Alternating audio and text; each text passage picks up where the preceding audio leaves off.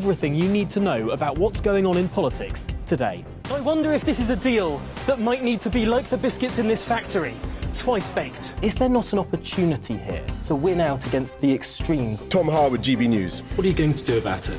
Things should have been done differently, and they certainly are being done differently. Don't miss it. The Briefing with me, Tom Harwood, 9:30 Monday to Friday on GB News.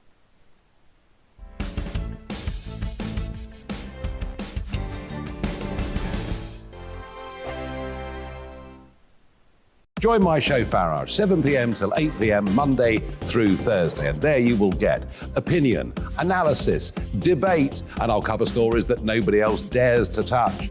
You've been cancelled. Join the club. Oh my goodness, mate. And then for the last 15 minutes, talking pints. We're over a drink. We have a civilised conversation with someone.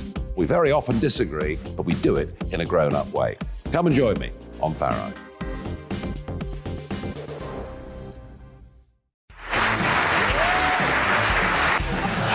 My name is Andrew Doyle. Join me every Sunday evening at 7 p.m. for Free Speech Nation. This is a show where we address current affairs and news stories of the week with the help of two wonderful comedian panellists. I brought in comics because I want to give it a lighter edge, and also they work for less. See you there.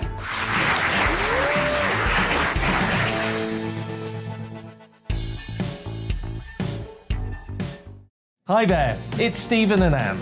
At breakfast from 6 a.m, you'll always be caught up with everything you need to know, the latest headlines, opinions and debates. We'll bring you the good news and the bad, but most of all, we're here for you. Remember, send in your views and let us know what you would like us to talk about. That's because we're your news channel. And every morning at 6 a.m, it's breakfast on GB News.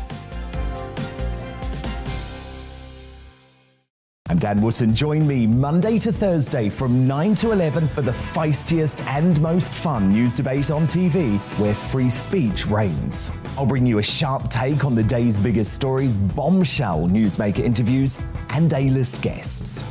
And I guarantee you, no spin, no bias, no censorship, and no reason to go to bed. That's Dan Wootton Tonight, Monday to Thursdays from 9 on GB News.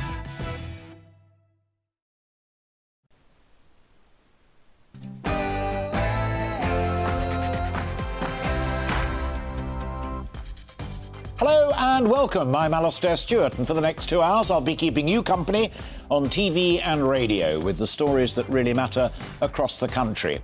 On the eve of the Conservative leadership result, we return to the party in the country to hear the hopes, fears and expectations of the membership, plus the reflections of two seasoned insiders. That and a boost for the rural economy, plus help for dogs whose owners can't afford to keep them anymore. But first, let's bring you right up to date with the day's news. Here's Ray Addison.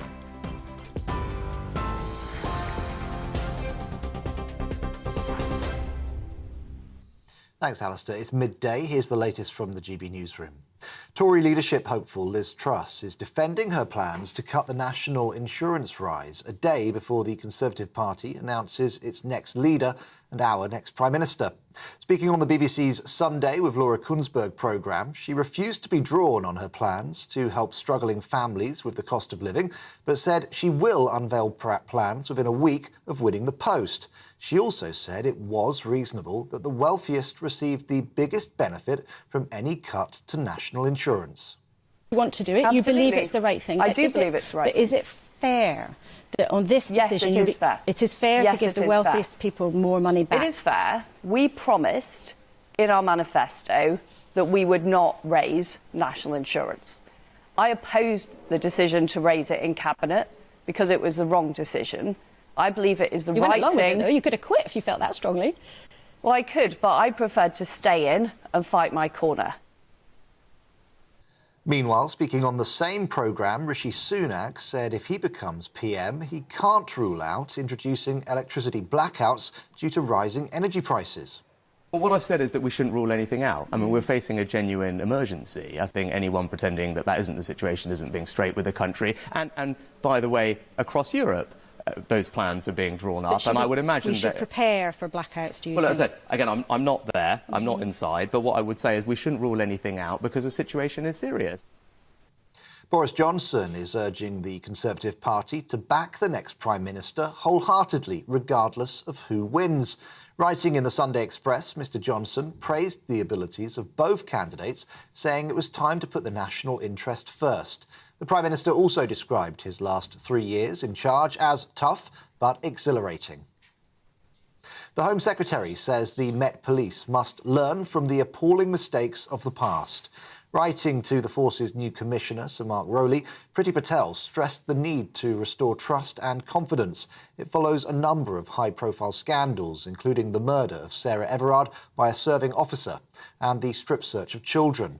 However, former Met Detective Chief Superintendent Kevin Hurley told us Priti Patel is simply trying to appear tough.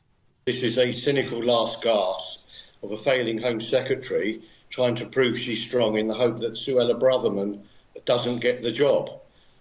So what it's actually done is demonstrated yet another one of her failings, because it's made us a little bit less safe. All it's done is given the men and women in the front line serving us right now another kicking to further demoralise them. In a developing story, a 17-year-old boy has been stabbed to death and an 18-year-old critically injured in a mass brawl in East London. Police were called to reports of a large-scale disturbance in Bow just after midnight last night. Around 100 people were involved, some armed with machetes. It's understood the brawl began after a number of people were refused entry to a house party. No arrests have yet been made. GB News can report that the number of people crossing the English Channel in small boats has passed 26,000 this year, after more than 900 crossed yesterday. The number of crossings has increased in the last 2 days as weather conditions in the Channel improved enough for smugglers to successfully launch inflatables towards the UK. The migrants have been picked up by Border Force officers and taken for processing. More than 200 people have already arrived today. The Disaster Emergency Committee has received £13.5 million in donations to help people affected by the floods in Pakistan. Record monsoon rains and melting glaciers caused the humanitarian disaster. Flooding has now killed over 1,200 people and 33 million are affected. 1/3 of Pakistan is estimated to be underwater. That's an area equivalent to the size of the UK. A man who stole a small plane and threatened to crash it into a Walmart in Mississippi in the US has been charged with grand larceny and making terroristic threats. Tupelo police say Corey Wayne Patterson took the twin-engine plane and then flew around in circles for hours before landing in a field. Patterson is believed to have had some flight training, but he was not a licensed pilot. Former President Donald Trump has described the FBI and the US Justice Department as, quote, vicious monsters. It comes after authorities searched Mr. Trump's Mar-a-Lago estate last month. They say they found more than 11,000 government records, including some marked top secret and classified. President Trump made the comments during a campaign rally in Pennsylvania. The FBI and the Justice Department have become vicious monsters, controlled by radical left scoundrels, lawyers, and the media who tell them what to do, you people right there, and when to do it. This is GB News. We'll bring you more as it happens. Now let's get back to Alastair Stewart and friends.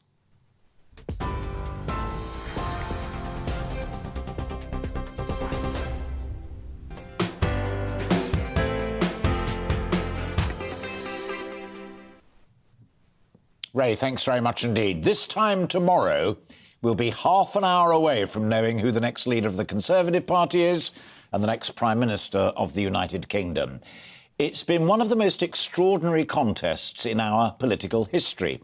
A hugely popular Prime Minister with an 80-seat majority toppled by his own side midway through his term of office. Millions had voted in that general election, but his successor will have been chosen by a simple majority of around 160,000 members of the Conservative Party. Boris Johnson came to power to get Brexit done, only to be laid low personally and politically by a pandemic. He imposed rigorous rules on us all to beat the coronavirus, only to be found by his peers and the police to have breached them himself. It cost him a fixed penalty and arguably his job. And as always is said, it was the cover-up as much as the breach that cost him dear. Denials, then admissions, half-truths and all the rest of it. But that, until the public inquiry is done, is that for now. Tomorrow is another day. Whoever wins, and the bookies are clear, it will be Liz Truss, will face the most frightening in-tray in living memory. Energy prices are spiralling and showing little sign of slowing down. An NHS short of staff but overwhelmed by waiting lists. Schools facing a new term with budgets set to go into the red, and so it goes on. You'd almost wonder why she or anyone would want the job. So today we're going to look at that in-tray with a former top aide to Boris Johnson, some of the friends that we made during the campaign who run the Conservative Party in the country, and ask them what their hopes, fears and expectations are. We also want to hear what you think. Be you a member of the Conservative Party or not? Remember, the winner is our Prime Minister, not just theirs. You can email me at gbviews@gbnews.uk. You can tweet at gbnews or tweet me, or you can go on Facebook.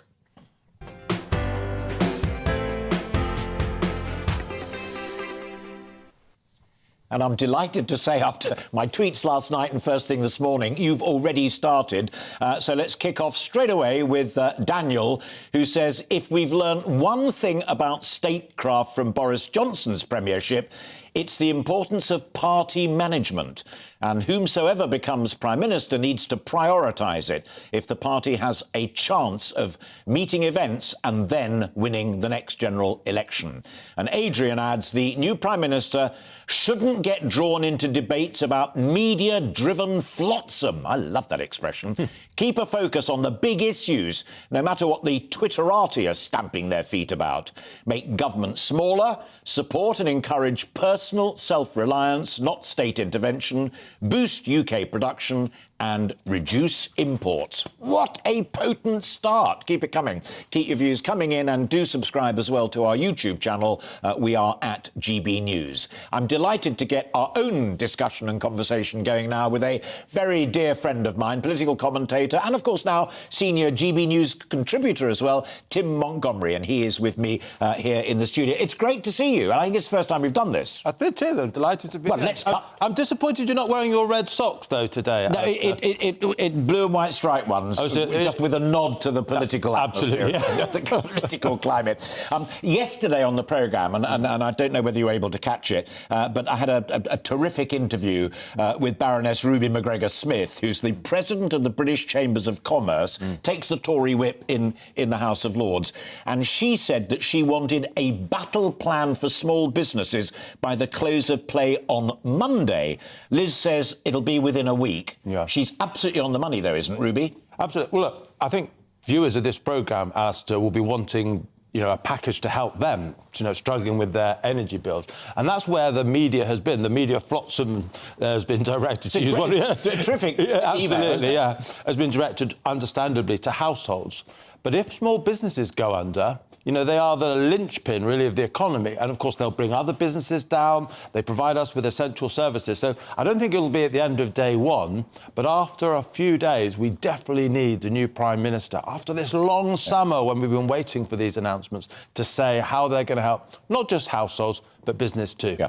She's also said, and said it this morning, and Ray ran a clip of it from the Laura Kuenssberg interview in his news bulletin, that ordinary folk, forget businesses for a moment, but you, I and everybody else will know what her battle plan is on the cost of living crisis and energy prices particularly by the end of the week. Yeah. I mean, that, in governmental terms, that is moving. Yeah. Well, look, the fact is we've had this long Tory process to elect a Prime Minister, but actually we could have finished it a month ago. Nothing has really changed since the beginning of the contest. We knew then that Liz Truss was well ahead. And actually, I think about 2 to 3 weeks ago, is my understanding, she basically accepted that as well. And she's been preparing these last 2 or 3 weeks so that when at 12:30, approximately tomorrow, she's announced as the new Tory leader and therefore the new Prime Minister, after she accepts the seal from the Queen on Tuesday, she's ready to hit the ground running. And I think we'll see some very, very big announcements this week. She'll have a honeymoon. I think her premiership will look quite positive in a week or so, but then the troubles will mount because you can make a good few first announcements, and I think she will. But my goodness, you were right in your introduction. This is the hellish kind of in-tray, and she's winning this contest, but I'm not sure whether I would want to win this premiership at the moment. I'm not sure about you, Alastair, but it's a real inheritance, a really difficult inheritance. You said to me first thing this morning that part of that Koonsberg interview was a standout for you because you felt economically and almost socially it was a profound misjudgment. Let me just play the clip first of all to remind both you and I and folk at home precisely what she said. And it's all about distribution of wealth. It's fundamental. Here's Liz Truss talking to Laura Koonsberg.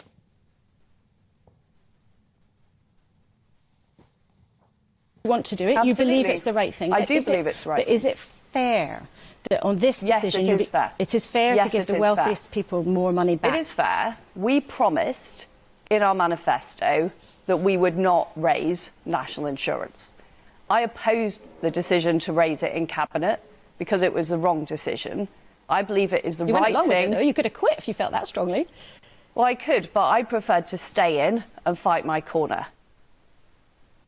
So her tax cuts, even if they advantage the wealthier more than the poorer, will go ahead. She didn't announce that before the close of play on Friday so as not to frighten the horses. But you think that's profoundly wrong? Well, look, to be fair, Alastair, she's been saying that she's going to cut the national insurance rate for a long time. She hasn't been quizzed in quite the way she was quizzed by Laura this morning. I think it's right to cut the national insurance rate. As Liz Truss said, the Tories promised at the last general election that they wouldn't increase it, and then they did increase it. So reversing that is fundamentally about getting back on honest terms with the electorate.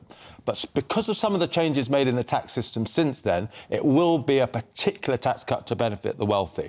I think probably the Tory party's biggest problem over time is it's looked like it's the party of the rich. She's got to be careful about not reinforcing that. And some sort of temporary surcharge on assets or wealthier people, just to show that we are all in this together, that the Tory party isn't favouring the wealthy, is something I would like to see. I'm not expecting to see it, but we do need, as a Conservative party, I'm a Conservative supporter, we do need to look like we're a one-nation party. Yeah.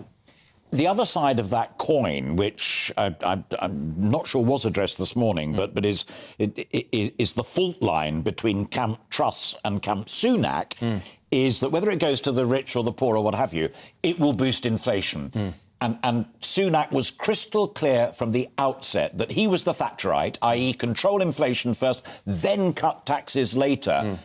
Within the parliamentary party, that's why there was, right up until the last moment, more love for Rishi than there was for Liz. Yeah. I think Sunak was trying to have it both ways, actually, because he was actually increasing a lot of spending pledges, like for pensioners. Now, that might be the right thing, but fiscal expansion can take, both forms. It's both tax cuts and it's spending increases. The other very interesting thing that came out of the interview that Liz Truss gave this morning was that during the campaign, she suggested she might change the Bank of England mandate. Today, she ruled that out. There's a beginning, as she gets nearer to office, that campaign pledges maybe are meeting contact with reality and maybe won't survive. I only interrupt just, and I've done this once before for folk listening, because it's not over-technical language, but the mandate from Her Majesty's government to the Independent Bank of England is to keep inflation at or around 2.5%. Those who want it changed say, no, the mandate should be to boost the economy and growth. She's now said, I'm not going to do that, but she is going to tear up the Treasury orthodoxy. We'll do that, but I think just for the moment, and you're completely right, a few moments ago, to focus on the control of inflation. That is the cancer at the heart of our economy at the moment. It hurts the poor most. It makes businesses struggle to invest because they're entering a very uncertain environment. So by reinforcing the Bank of England mandate, as she's done this morning, she's actually signaling, yes, she's going to help us with this cost of living crisis, but the war against inflation is her number one priority. That's really important. Final question, and I've asked you to come back at 1 o'clock when we've heard from our next tranche of guests, who are wonderful people who run the party out in the country. And it's about them. Will they forgive the parliamentary party for what they did to your old boss. I know you left him, you had your differences of opinion, but Boris Johnson was their hero. Yeah. They knifed him, they destroyed him, and now they're arguing whoever should replace him. They have long memories to Tories in the country. They do. Look, there were opinion polls by YouGov and the Conservative Home Grassroots website that actually showed that party members were about divided 50-50 about whether Boris Johnson should be got rid of. So it's not simple.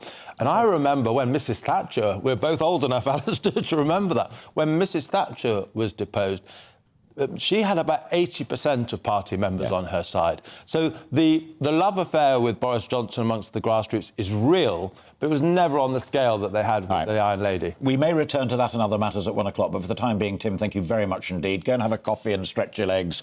I'll be watching the programme. Well, you can watch the programme with a mug of coffee. Tim Montgomery, genuinely a pleasure always. Thank you very much indeed. Tim, the founder of the Conservative Home website and former advisor to Boris Johnson. Now, throughout the programme today, we're going to be joined by, as I said a moment ago, Conservative members across the country, people that we talked to during the campaign and we've kept in touch with. And there are three of them. Absolutely brilliant lineup. Firstly, I'm joined by Leighton Rowlands, who's the chairman of the Vale of Glamorgan Conservative Associations, Don Williams, chairman of the Hampstead and Kilburn Conservatives, and Paul Bell, chairman of Wellingborough Conservative Association. Morning and thank you, all of you, or afternoon, I should say. Let me start with Leighton first. You wanted Penny Mordaunt. How do you feel on the eve of what will probably be a victory for Liz Truss, with no confirmation yet even of a job for Penny Mordaunt? Thank you, Alastair, and good afternoon. I did support Penny Mordaunt, and it's been a long campaign, hasn't it? And hopefully, whoever comes the leader of the Conservative Party, we can all unite behind them.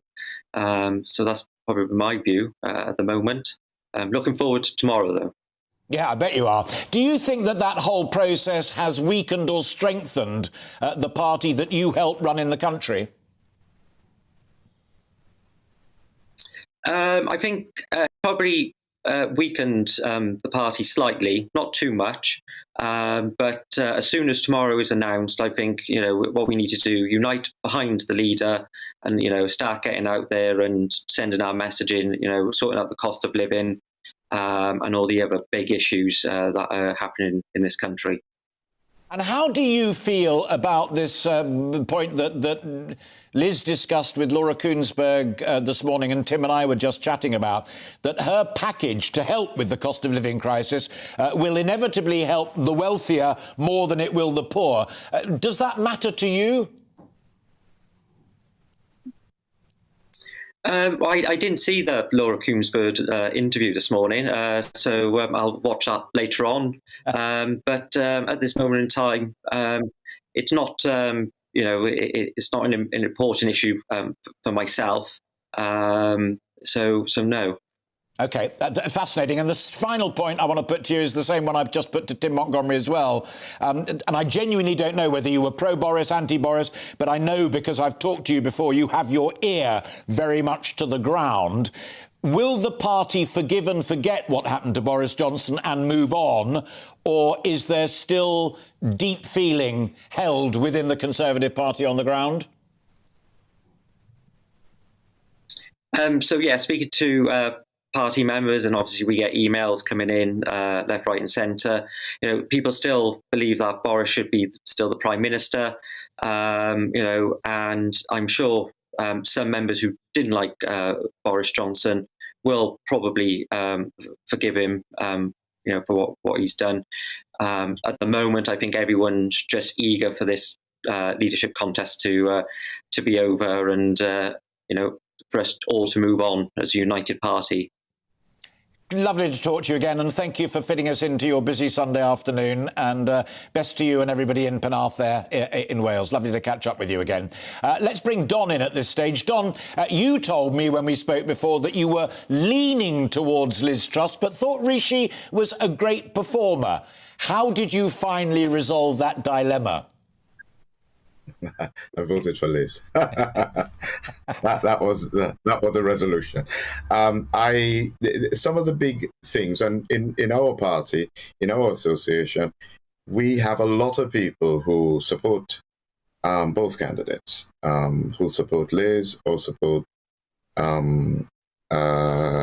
Rishi, and so.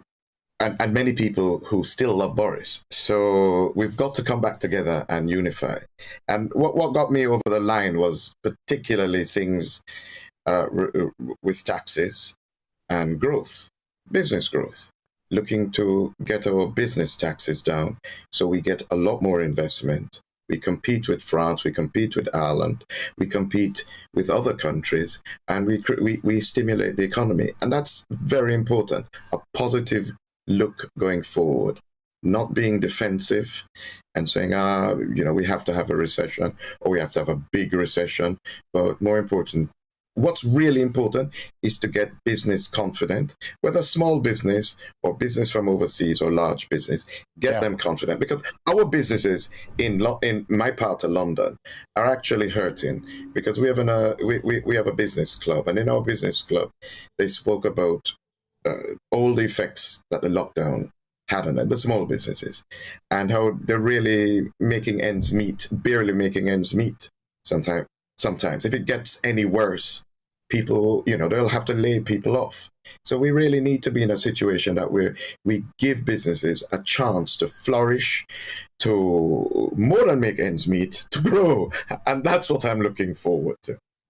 Have you heard either from her or what she... I mean, it's assumed that if it's her, then it'll be Kwasi Kwarteng, who's a very experienced former business secretary, so he knows how people like you think and work, that the two of them have come up with a plan. She's talked about repeating the reversal of the national insurance, doing direct helps to individuals, even if it means wealthier people get a bit more of it than poorer people. Do you feel, as a Conservative and a small businessman, that this looks viable, that this looks like a winning package? My father was in insurance all his life. And one thing I realized about insurance is you have it there because things can go very different from how you've planned life and things. So I think it gives it's a good package to give us a good chance to weather the storm and come out well and grow. I'm not going to say that everything's going to be perfect because I have a crystal ball just around, just behind this computer, and it always has a little bit of fuzziness in it because the future can't be predicted with absolute certainty. But if you don't do the right things, you're going to get the wrong results. If you do the right things, you're in a much better chance of getting a good result. Brilliant. Don, great to talk to you. And fingers crossed for you as an individual struggling with the cost of living crisis, but if I may say so, even more importantly, as a small businessman speaking on behalf of yourself and those colleagues that you work with. Really good to catch up with you again. Thank you so much. And finally, they say in the trade, Paul joins me now. Now, Paul, by your own admission, and I'm not being judgmental or cocky at all, but by your own admission as a factory worker, you may not be seen by some nowadays as a typical Tory, let alone an office holder. So, did you stick with Liz Truss, and if so, why? Well, good afternoon, Alastair. Simply, yes, I did stick with Liz. And why? Because I think she's going to do the best for the benefit for my constituents I represent on the council. I represent one of the most deprived wards in North Hampshire. And it's those people I care about. Those that are going to be struggling on paying their energy bills. Those who are looking for work. And it's important to make certain we have food banks in my ward, and we shouldn't have food banks. So what she's going to do and offer and convince me to vote for is those benefits, those people who are always forgotten about, the poor. I'm not too worried about if the rich get richer. That's always going to happen. But I'm concerned about those who need the help on paying for the energy bills this year. A sample, I know people are paying now £75 a month for the electricity bill for a one-bedroom flat. So we need to do something. And she convinced me that she's the person to help those who are in the poor group of the country. The line is a little bit tricky, Paul, but I'm going to stick with it because what you're on to now is absolutely vital. I'm going to come back to you on it because Tim Montgomery was with me at the beginning of the programme and he echoed exactly what you're saying. If the Conservative Party is going to manage to continue appealing to people right across the country, not only behind the Red Wall, but even in lovely Hampshire, where, as you know, I also live, then it's got to be seen to care about poor folk as well as wealthy folk. Do you think that your candidate Liz put her foot in it on the BBC where she said, I don't mind if those tax cuts benefit the rich more than the poor, we've just got to get on with it? Was that sound judgment or a boo-boo? No, I think it's a truth. If you're earning that £200,000, you're going to get greater back on your national insurance because it's a percentage. And what people forget is that if you're on £10,000 and you take 1%, that's going to always be a smaller amount. So I think she's open and honest about it. And that's what we actually need now, and a united party behind Liz. A final one, and very, very quickly. You used to be an engineer in the NHS. Do you think other big issues that I mentioned in my intro, like the NHS, like education, will get a look in, or is it just the economy for the first 6 months? No, I think the NHS and mental health especially will get a good look in.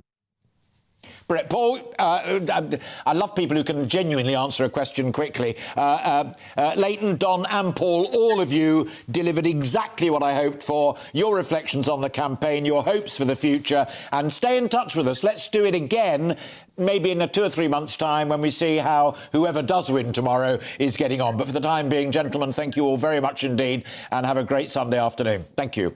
Terrific. So, Leighton, Boris should still be Prime Minister.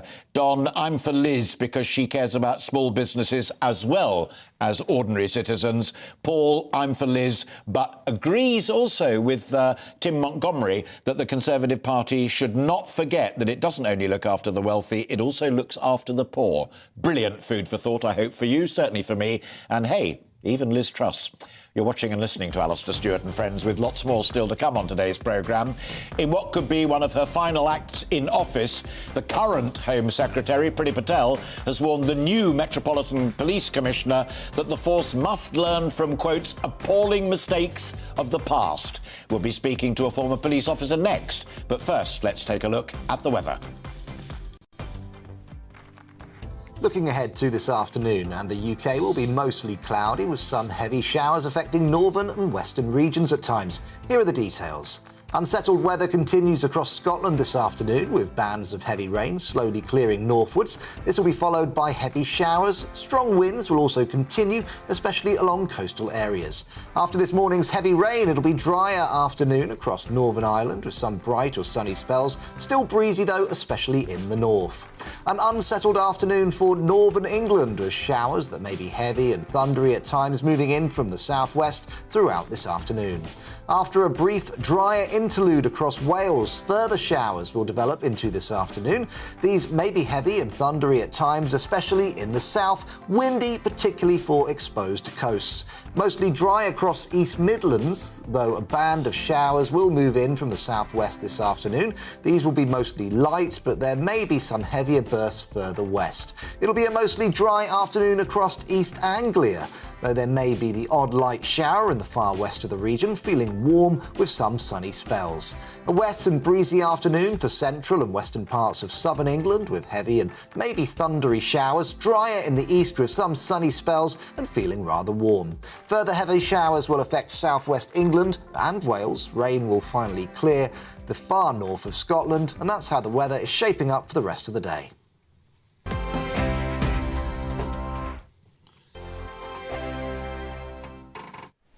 Join my show Farage, 7 p.m. till 8 p.m. Monday through Thursday, and there you will get opinion, analysis, debate, and I'll cover stories that nobody else dares to touch. You've been cancelled. Join the club. Oh my goodness me. And then for the last 15 minutes, talking pints. We're over a drink. We have a civilised conversation with someone. We very often disagree, but we do it in a grown-up way. Come and join me on Farage.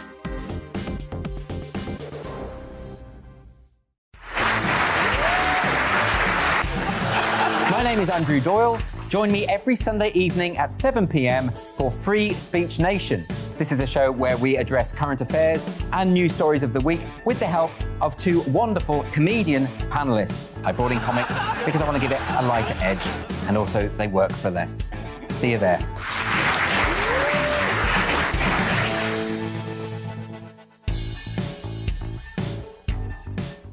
Hi there, it's Stephen and Anne.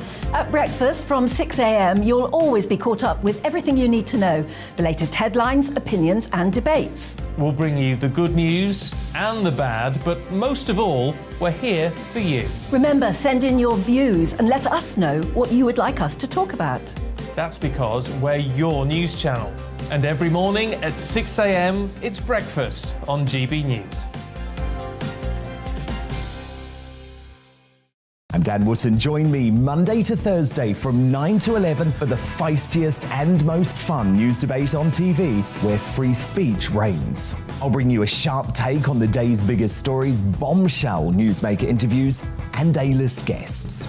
And I guarantee you, no spin, no bias, no censorship, and no reason to go to bed. That's Dan Wootton Tonight, Monday to Thursdays from 9 on GB News.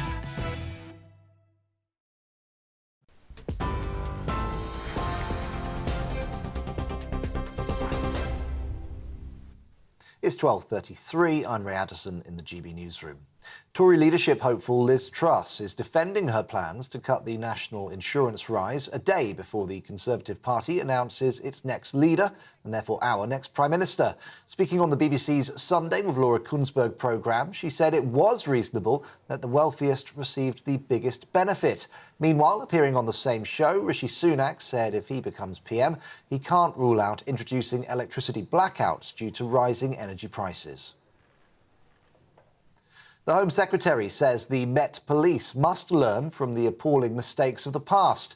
Writing to the force's new commissioner, Priti Patel stressed the need to restore trust and confidence.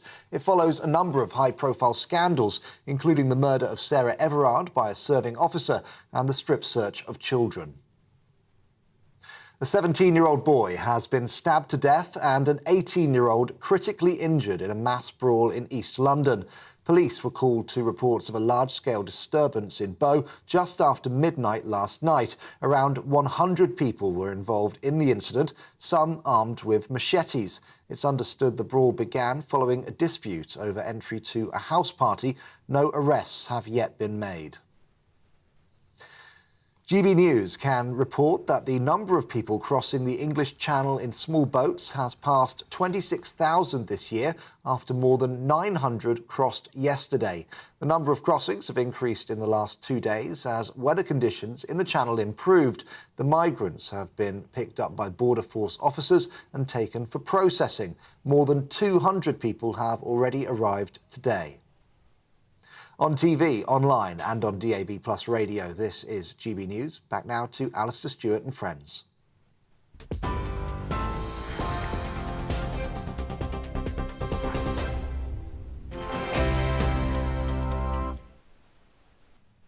Ray, thanks very much indeed. In what could be one of her final acts in office, the Home Secretary, Priti Patel's written to the new Commissioner of the Metropolitan Police, Mark Rowley, saying that his force must learn from, and I quote, the appalling mistakes of the past and restore trust and confidence in the force. Now, that comes after a policy exchange report released this week found that the public feels officers are more interested in being woke than in solving crimes. So, what does the future look like for London's police force?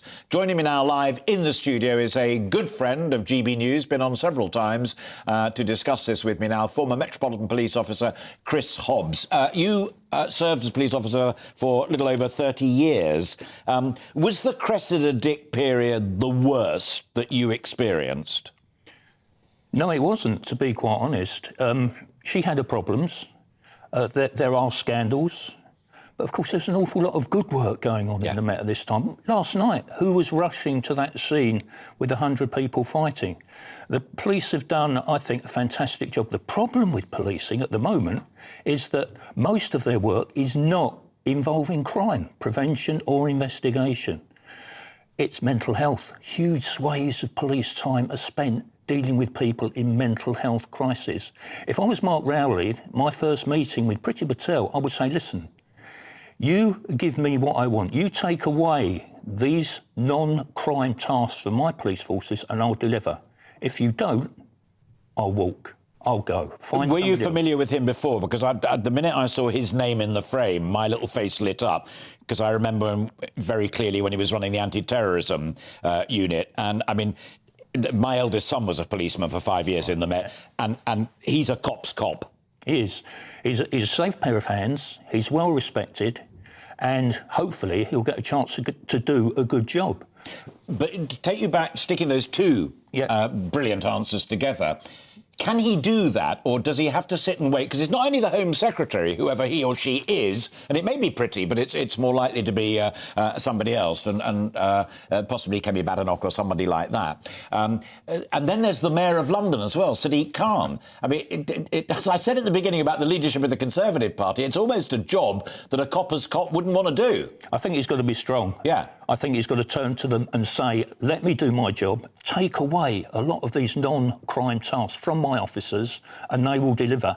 And remember, Miss Patel, Khan, my officers do a fantastic job every day, going to situations that you wouldn't want to go anywhere near. They never get credit for that. The work they did over Carnival, fantastic. Delivering a baby on the streets of London, wading into the crowd to try and save the man who was stabbed, and yet relationships through the whole Carnival with the community, predominantly probably 60 to 70% of revellers were black, were excellent. Do we hear anything about that?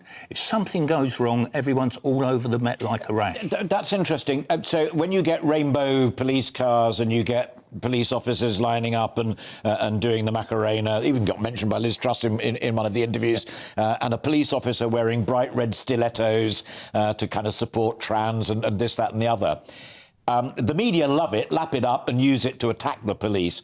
But middle ranking, I mean, you were a sergeant, so you were a gaffer, a governor, as they say. But from you and also inspectors and chief inspectors, it's about leadership, isn't it? It's about judgment. I think it's about perception, because all these things you've just referred to just take a tiny sliver of police time, good or bad.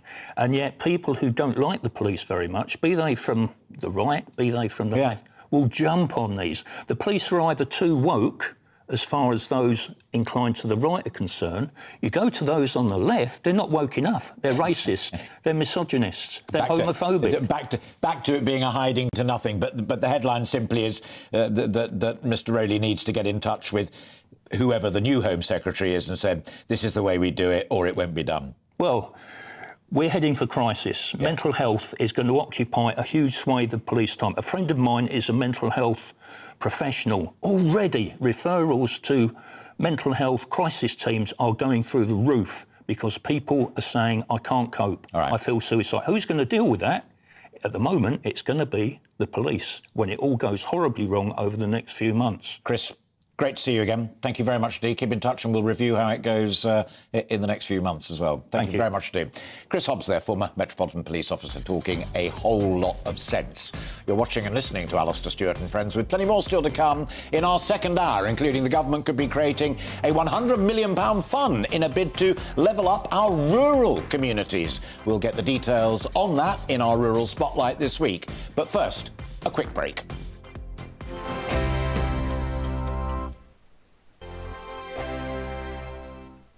Join my show Farage, 7 p.m. till 8 p.m. Monday through Thursday, and there you will get opinion, analysis, debate, and I'll cover stories that nobody else dares to touch.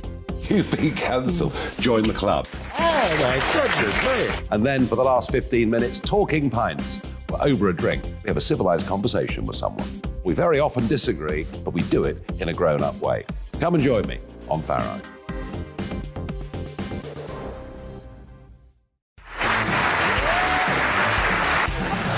My name is Andrew Doyle. Join me every Sunday evening at 7 p.m. for Free Speech Nation. This is a show where we address current affairs and news stories of the week with the help of two wonderful comedian panellists. I brought in comics because I want to give it a lighter edge, and also they work for less. See you there.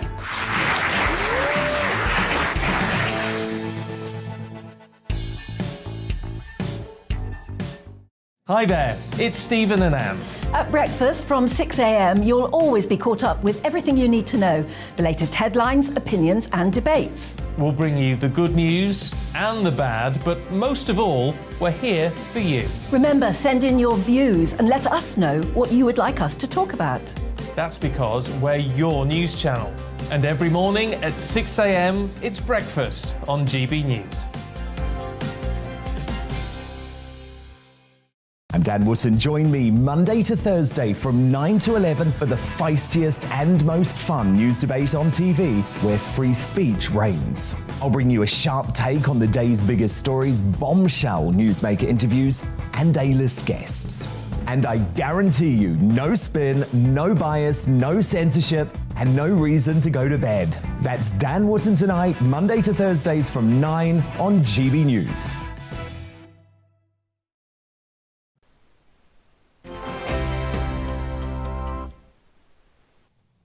Welcome back. It's 12:42. You're watching and listening to Alastair Stewart and friends here on GB News. Now, there's a lovely coincidence that brings us to our rural spotlight this weekend. Not only do we get a new Prime Minister tomorrow, but the government could also be creating a £100 million fund to level up rural communities and, importantly, rural businesses. The Country, Land and Business Association sit at the very heart of this story, and I'm delighted to say that a good friend of mine and a regular on this programme, their chairman, Mark Tufnell, joins me live now. Mark, a very good afternoon to you. You actually helped the members of Parliament produce this report on how to grow the rural economy back in April. That in itself is a heck of an achievement.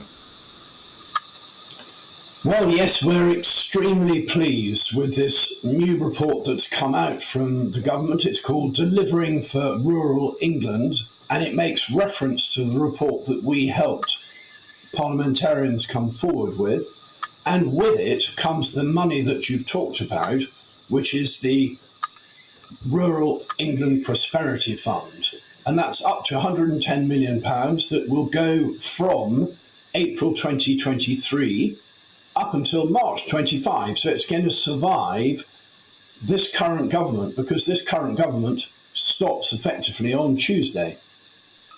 Absolutely. And funnily enough, there was a sense, certainly amongst folk that you and I both talk to regularly, because we are part of that rural economy and part of those rural communities, that our way of life and the economy of our part of the world didn't really feature in the leadership campaign. But in a sense, the good news is that this work was carrying on under the radar anyway, and will still be delivered whether George Eustace is in office or somebody else becomes the new Secretary of State. Yes, it's extremely good news that the work has been carried on. When I did speak to Rishi Sunak and talk to him about the countryside, his focus was on farming. When you've read about Liz Truss and talked about the countryside, her focus is on farming. Farming is extremely important. It's the bedrock of all that we do in the countryside. But it's only 15%. 85% of businesses in the countryside do not farm. And so it's extremely important that government has recognised this, and this is a rural top-up to this larger shared prosperity fund, which is all about levelling up the country. Yeah, absolutely. And I just remind folk, not you, because you know it, because you told me it, there are 28,000 rural businesses out there doing their level best, of which, as you say, only 15% are actually farms. Now, in today's terms, 100 plus million doesn't sound a great deal, but I've listened and I've read the report which says this is the underperformance of the rural economy at the moment, and if we level it up to the rest of the economy, this is what we could maybe achieve. Take us through those numbers, Mark. What's the ultimate goal, the gold dust? Well, the gold dust is, because there's a 17 or 18% productivity gap between the rural economy and the urban economy, when you do the math, the difference in gross value added is potentially an extra £43 billion of gross value added. Now, that gross value added could be taxed by the Chancellor, plus it goes straight through the balance of it to your bottom line as a business owner, which you can reinvest and also pay out to your employees and your staff. Let those numbers just sink in. So for 100+ million, you run the chance of getting 43 billion back. That is absolutely sensational. There's another little problem that the report makes clear, and that is that there are areas that are even worse off, and Powys, for example, in Wales is one of the great underperformers, and there are other bits like in East Anglia that are doing tremendously well. Who's going to run this? Is it going to be civil servants? Is it going to be politicians? Or is it going to be rural economists, farmers and other people who are trying to make ends meet and keep our country going and provide all of those services? Who's going to run it? Well, I think therein lies the rub, which you've identified very neatly, Alastair, because it's money that comes down from central government. It gets spent, enabled through to the applicants via the local authority. And there, in fact, you have a number of conflicts that happen, because if you're going to give the money, for example, to a farm business to develop what some of his buildings as a wedding venue, it may well be that they have to get planning permission for that, which the local authority may refuse. So the funding that's there to help generate this extra boost to the economy never gets used because of the outdated planning rules that we have at the moment. So it's a very good start to have these capital grants. But I do think we need an underlying change to the planning structure, the skills that we see in the countryside. We need help with the farming world as we transition into the new environmental land management. And we also need a simpler tax system. Yeah. Because if you change the business activities you do on your farm, you are in danger of hitting some of those inheritance tax reliefs that you get at the moment. So you have far too many conflicts. And what we're trying to do is to make sure that you don't. Yeah, welcome the 100 million, but let's try and improve the system that will deliver it. Final point, and I hate to end on a negative, but I do have to because it's in the news, and again, I have a personal interest in it. Reports last night of warnings again about avian flu, bird flu, particularly down in the West Country. Some of your members are involved in poultry farming in a big, big way. How worried should we collectively be? I think it's a very great concern for those poultry farmers in the southwest of England, those in Norfolk, those in Yorkshire, and the fact that there doesn't seem to be a particular pattern to it. It just seems to be lasting longer, and the concern is it's becoming an endemic disease rather than one which is merely transitory through the migratory patterns of wild birds. And that is the real concern. So we're very much keeping up to date with all the guidance from the Animal, Plant and Health Agency to make sure that everybody is as vigilant as they possibly can be. Absolutely. Washing Wellington boots and stuff like that, even if you're on a small scale like I am with chickens and ducks. Mark, I'm glad that only 5% of it was negative, but cautionary, positively negative, if you follow me. The top part is just a terrific story, and we wish you and your members well with it, and look forward to that boost that should be delivered to the rural economy. Always a pleasure to talk to you, Mark. Have a great afternoon, and thank you for finding time for us. The president there of the Country Land and Business Association, Mark Tufnell. Now, in our good causes slot today, I pin my colours to the mast. I love animals, and we have 2 dogs at home. Therefore, I do know how costly they can be, both to feed, but also to keep fit and well. But for growing numbers, those costs have simply become too great. And that is where, amongst others, Hope Rescue comes in. Hope Rescue is a brilliant dog rescue charity in Wales, and they're receiving a lot more calls right now from people asking them to take in their dogs as they need to surrender them due to financial reasons. But it's not just that. There's a good side to it as well, and it doesn't necessarily have to come to that ultimate call, as you will discover in my conversation now with Katie Bull. Katie is the welfare officer at Hope Rescue Centre. Katie, don't panic. We'll come to the positive bit at the end of it. But let's start with the headline. It is heartbreaking, but at least folk aren't just dumping their dogs on the side of the road, which in the past we've all seen so many times. Yeah, definitely. We're definitely getting a lot more calls recently of people desperately just looking for help, either to surrender their dog to us or just advice on where to go next with it. I mean, we've seen 92 surrender calls just last month alone, which is already a 37% increase since April alone, of people asking, can we help and take their dog in at the minute? And let's cut to the chase then on that advice. What is the sort of thing that you can point people at? I mean, when the team were briefing me, they mentioned the fact that you've got more affordable vets. You've got a website about that, which I didn't know. And well, certainly look up when I get home, because that is absolutely terrific. But what's the sort of advice that you can offer to people? Say, look, you can live within your means, keep the dog, but save money. Give us a few examples. Yeah, so what we're doing at the minute is, if people are calling up saying we can't physically afford at the minute, we have got information on things such as pet food banks, which are a massive help to people if it is just that one of struggling to pay the bills and feeding their dogs.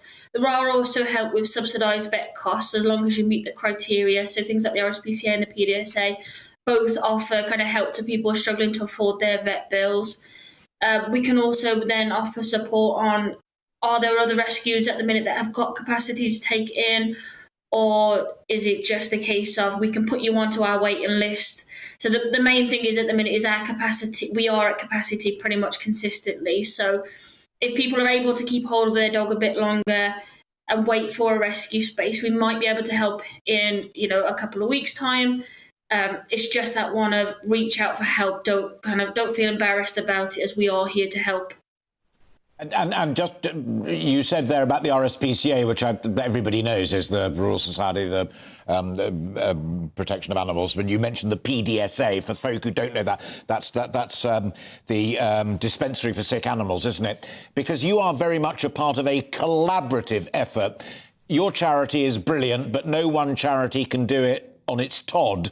And the idea of linking together a whole number of people is going to make life better for pet owners and, at the end of the road, pets themselves. Yeah, definitely. I mean, we work quite closely with rescues within our area and further afield as well. So we have good relationships with everyone. And it is that one of, we're all on the same page. We're all at capacity, but we all want to help as much as we can. So that's where we can talk to each other about, do you kind of have space to help these people at the moment? Or can they go onto your waiting list as well? So it is that one, like you said, of working collaboratively to make sure that we are offering the support and advice where we can, as much as we can, for everyone in need at the moment. Themselves are part of that collaborative effort as well, because I mean, we have vets, we have particular vets who look after the horses, and for the small animals like the dogs and the cat, we go to another vet. That's a different, and they're great people. But I did an item on this programme a few months ago about how tough being a vet was right now because of the pressures and because of the costs. Are your vets part of that collaborative venture as well? Yes, I mean, our vets themselves have seen a massive increase in people, struggling to pay their vet bills. We're seeing animals come in at the moment where they're having conditions that could have been treated sooner, but because of the costs of kind of care in general, it is finding it more difficult now. So, the vets are doing what they can to help. It is unfortunately just a difficult time at the moment. For all of us. You've got 10 seconds to remind folk listening to us what your website is, where they can access that advice and guidance. Yeah, so if you look on hoperescue.org.uk, we've got advice on there, our numbers are there. Just call us if you need help. We are here to offer that advice for you. And well done you. Great to talk to you, Katie. Thank you very much indeed for finding time for us. Katie Bill there, the welfare officer at Hope Rescue. You're watching and listening to Alastair Stewart and Friends, with lots more coming up on the programme in our second hour. With just under 24 hours to go before we find out the country's next Prime Minister, we'll be speaking to more Conservative members across the country. Plus, we'll share some top tips to help you save a few bob in the midst of this cost of living crisis. But first, let's bring you up to date with the weather. Looking ahead to this afternoon, and the UK will be mostly cloudy with some heavy showers affecting northern and western regions at times. Here are the details.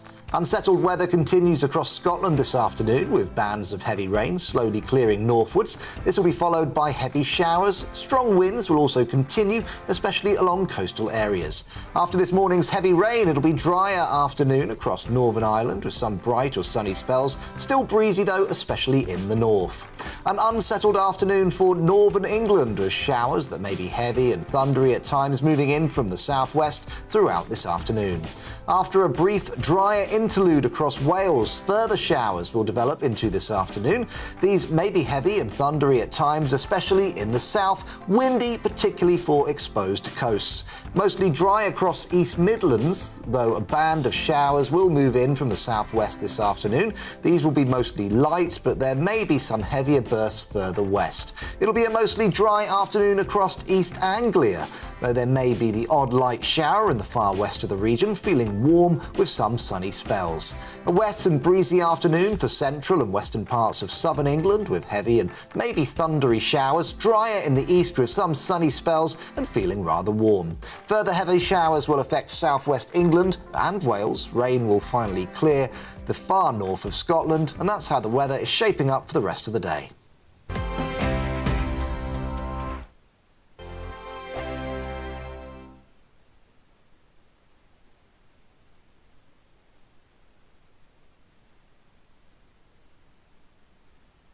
Join my show Farage, 7 p.m. till 8 p.m. Monday through Thursday, and there you will get opinion, analysis, debate, and I'll cover stories that nobody else dares to touch. You've been cancelled. Join the club. Oh my goodness me. And then for the last 15 minutes, talking pints. We're over a drink. We have a civilised conversation with someone. We very often disagree, but we do it in a grown-up way. Come and join me on Farage.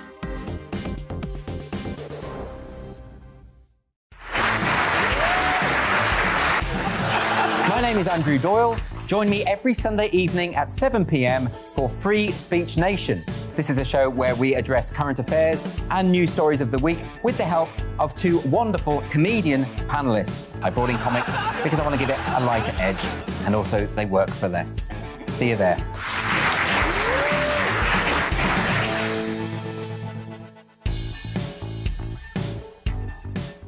Hi there, it's Stephen and Anne. At breakfast from 6 a.m, you'll always be caught up with everything you need to know, the latest headlines, opinions and debates. We'll bring you the good news and the bad, but most of all, we're here for you. Remember, send in your views and let us know what you would like us to talk about. That's because we're your news channel. And every morning at 6 a.m, it's breakfast on GB News. I'm Dan Wootton. Join me Monday to Thursday from 9 to 11 for the feistiest and most fun news debate on TV, where free speech reigns. I'll bring you a sharp take on the day's biggest stories, bombshell newsmaker interviews, and A-list guests. And I guarantee you, no spin, no bias, no censorship, and no reason to go to bed. That's Dan Wootton Tonight, Monday to Thursdays from 9 on GB News.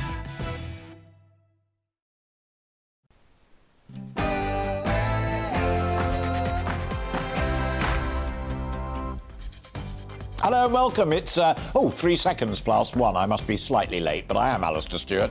And for the next hour, I'll be keeping you company on TV and radio with the stories that matter across the country. On the eve of the Conservative leadership result, we will be returning to the party and the country to hear the hopes, fears and expectations of the membership, plus the reflections of two seasoned insiders. Tim Montgomery is back with me now. Sean Worth will be along before close of play. That and a boost for the rural economy that we've just talked about. So all of that still to come. Not the rural economy one, because we've done it. I apologise for that.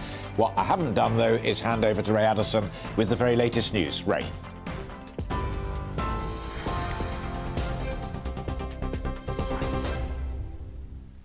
Thanks, Alastair. Good afternoon. It's 1 o'clock. I'm Ray Addison in the GB newsroom. Tory leadership hopeful Liz Truss is defending her plans to cut the national insurance rise a day before the Conservative Party announces its next leader and therefore our next Prime Minister. Speaking on the BBC's Sunday with Laura Kunsberg programme, she refused to be drawn on her plans to help struggling families with the cost of living, but said she will unveil plans within a week of winning the post. She also said it was reasonable that the wealthiest received the biggest benefit from any cut to national insurance. You want to do it. Absolutely. You believe it's the right thing. I do believe it's the right thing. But is it fair that on this decision... Yes, it is fair. It is fair to give the wealthiest people more money back? It is fair. We promised in our manifesto that we would not raise national insurance. I opposed the decision to raise it in Cabinet because it was the wrong decision. I believe it is the right thing. You went along with it, though. You could have quit if you felt that strongly. Well, I could, but I preferred to stay in and fight my corner. Well, meanwhile, speaking on the same programme, Rishi Sunak said if he becomes Prime Minister, he can't rule out introducing electricity blackouts due to rising energy prices. Well, what I've said is that we shouldn't rule anything out. I mean, we're facing a genuine emergency. I think anyone pretending that that isn't the situation isn't being straight with the country. And by the way, across Europe, those plans are being drawn up. And I would imagine we should prepare for blackouts, do you think? As I think? said, again, I'm not there. I'm not inside. But what I would say is we shouldn't rule anything out because the situation is serious. Boris Johnson is urging the Tory party to back the next Prime Minister wholeheartedly, regardless of who wins. Writing in the Sunday Express, Mr Johnson praised the abilities of both candidates, saying it was time to put the national interest first. The outgoing Prime Minister also described his last 3 years in charge as tough but exhilarating. The Home Secretary says the Met Police must learn from, quote, the appalling mistakes of the past. Writing to the force's new commissioner, Priti Patel stressed the need to restore trust and confidence. It follows a number of high-profile scandals, including the murder of Sarah Everard by a serving officer. However, former Met Detective Chief Superintendent Kevin Hurley told us Priti Patel is simply trying to appear tough. This is a cynical last gasp of a failing Home Secretary trying to prove she's strong in the hope that Suella Braverman doesn't get the job. So what it's actually done is demonstrated yet another one of her failings because it's made us a little bit less safe. All it's done is given the men and women in the front line serving us right now another kicking to further demoralise them. GB News can report that the number of people crossing the English Channel in small boats has passed 26,000 this year, after more than 900 crossed yesterday. The number of crossings has increased in the last 2 days as weather conditions in the Channel improved. The migrants have been picked up by Border Force officers and taken for processing.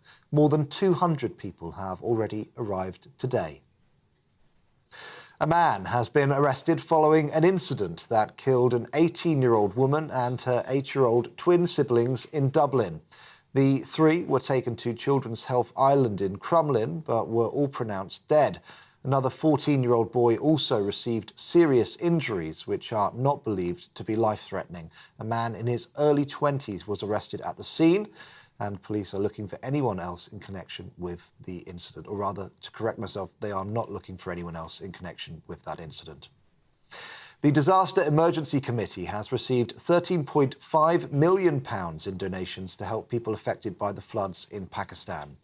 Record monsoon rains and melting glaciers caused the humanitarian disaster.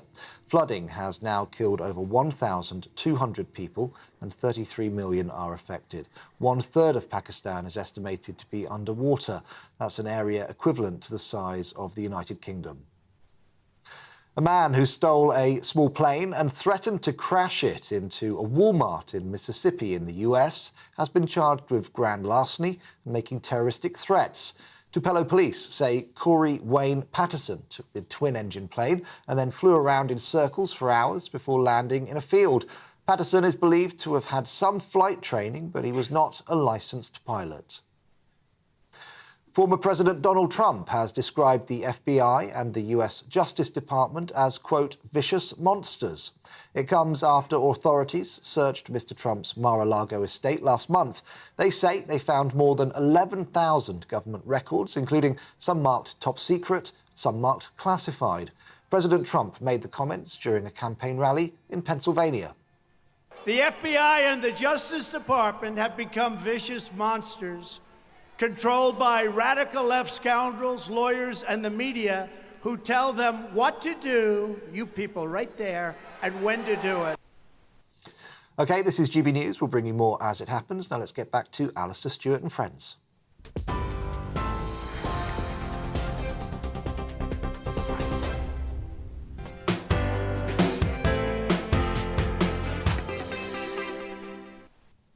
Ray, thanks very much indeed. We're going to return to the Conservative leadership contest. This time tomorrow, we will know who the next leader of the country is and what challenges they will be planning to tackle. Lots of you have been getting in touch. Been really on fire today. I love it. Lauren, the party can very easily be restored by Liz if the vat of vipers, we love an alliteration on this programme, resign and are replaced by true government-supportive Conservatives before the next general election. Trust, loyalty and integrity are everything. They have shown none. Lauren, get back in touch and name names. I love it. Marvellous. Alan says, I wish people would stop going on about what it's going to take to win the next election and get on with the mess that we are in. And finally, one that I don't have printed out because it just come through to me on my phone, but it's an absolute cracker. It's from Paul, and Paul sent it to both of us. Right. Has the inevitable campaign started within the Conservative Party to remove her yet? That's Tim Montgomery, who if you were watching earlier, I did ask to come back. Judging from my WhatsApp messages, some of my WhatsApp messages from MPs this morning, the answer is yes. Oh, really? Yeah. Now, hang on. That's a serious observation, which you did make to me outside. So let's share it slowly and calmly with folk. You're part of a group. Politics these days is communications, much of it is on WhatsApp, which means it's discreet, it's quiet, but these are Tory backbenchers who are already saying to you, game on. So this was the big interview that Liz Truss did this morning on another channel. It was in Ray's bulletin. Absolutely. We're happy about it. BBC Koonsberg got both of them to her credit. Absolute new programme. And, we communicate, politicians, journalists, don't we, on WhatsApp all the time. And there was a lot of anxiety from Tory MPs this morning, just that Liz Truss, particularly on this issue of helping the poor and the rich sort of poor balance, sounded a little bit too casual. And so, some early concerns. Interesting. OK. I asked you over coffee to sit and watch when we were talking to the three voices we've already had. We're about to have two more from the party. Leighton in Wales, simply Boris should still be Prime Minister. That's not craziness just from Leighton. He, as you said earlier on, maybe not a huge number, but it is still an issue that she has to deal with. Yeah. I think it's easier for her to deal than Rishi Sunak because, of course, Rishi Sunak was one of the cabinet ministers that resigned and forced Boris Johnson to resign. Yeah, and as she said very clearly to Laura this morning, I stayed.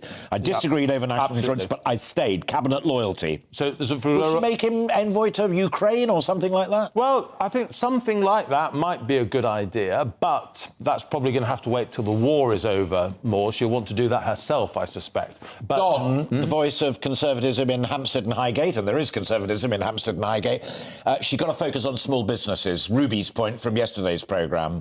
Lots of focus on helping households, and that obviously has to be the priority because that's what we are focused on. Yeah. But small businesses, pubs, basic, community organisations, which a lot of small businesses as you said at noon, wealth creators, employers. Yeah, absolutely. Linchpins, particularly, we've been focusing on the rural economy earlier. Small businesses play a vital role in rural communities. They've got to be helped too. Yeah. And Paul, the final one, who was the guy, I don't remember, he used to be an engineer in the NHS, right. Factory worker. The kind of Tory that actually Margaret Thatcher adored and won over, not least Estuary England and all the rest of it, saying that she's got to find time for the rest of the agenda. And he's worried about the health service still, where he used to work, but he's worried about education as well. Yeah. Well, education is, important for our long-term competitiveness. But the NHS, I was at an A&E recently at my home in Salisbury. There were 4 ambulances queuing late at night. This is in the middle of the summer. The NHS hits its troubles really in the winter. 4 ambulances are queuing in a regional provincial hospital in the summer. What's it going to be like in the winter? So, my goodness, what an interest she has. And that's a really good example because it is about joined-up thinking, ghastly cliche, but it does actually mean something. Yeah. Friends of mine who work in the health service say the main reason for those 4 ambulances queuing at Salisbury or our own local Royal County Hospital in Winchester is because there are bed blockers in those hospitals who should be in care accommodation or being looked after at home. Absolutely. And yet Liz says she's going to reverse the national insurance hike that was supposed to find 13 to 15 billion pounds to address precisely that problem. Absolutely. Well, the money, I think, will still go into long-term This is her headroom argument. That's right, yeah. And, of course, if you're an employee, if you're working in a care home or you're an employee, that a national insurance rise hurts you. So, actually, taking NI off care home workers may mean that they have a few more staff, potentially, who will want to look after the person that the hospital needs to release. Let's talk a little bit. We've got about, I think, 2 or 3 minutes left before we hear again from my good friends out in the country. But let's stick with health for a moment. Therese Coffey, widely tipped within the newspapers to be getting that job. Yeah. And intriguingly, having formerly been Work and Pensions, which is one of the big care and share and help departments. What's your, I mean, talk about Therese if you want, but talk about any of them. What's your general take on the calibre of the men and women that she's considering giving top jobs to?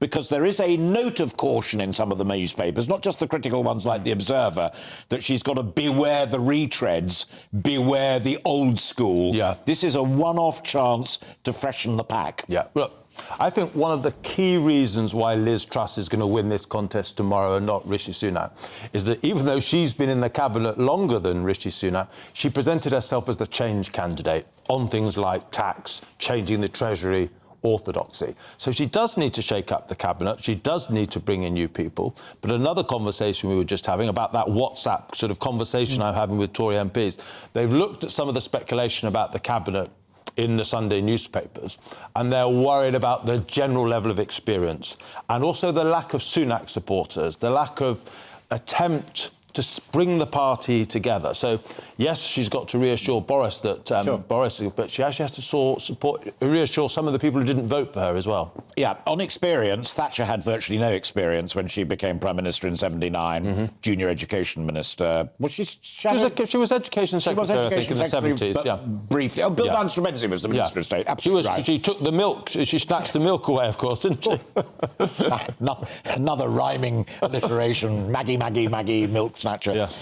And Blair didn't hold office at all. So it's not a star like a Boy Scout or Girl Guide that you've got to have. No, that's true. But also, I think generally, the thing I worry about politics at large is we used to have people who'd been chief executives go into politics, chief executives of big companies. They'd been, army officers. They'd been leaders of charities. Yes. So many now of the people who go into politics really haven't done much else other than politics. They've been researchers, local government officers. Yeah. You need those sorts of people in politics, but when they're so dominant, it means that actually having people who've been in a few departments, at least, before they reach the cabinet, means they're able to manage the civil service and deliver what they want delivered. Sure, absolutely. Final question on this, and then we'll go to the country, but it's one that's been eating away at my mind since I read all the papers and I knew that you were coming in.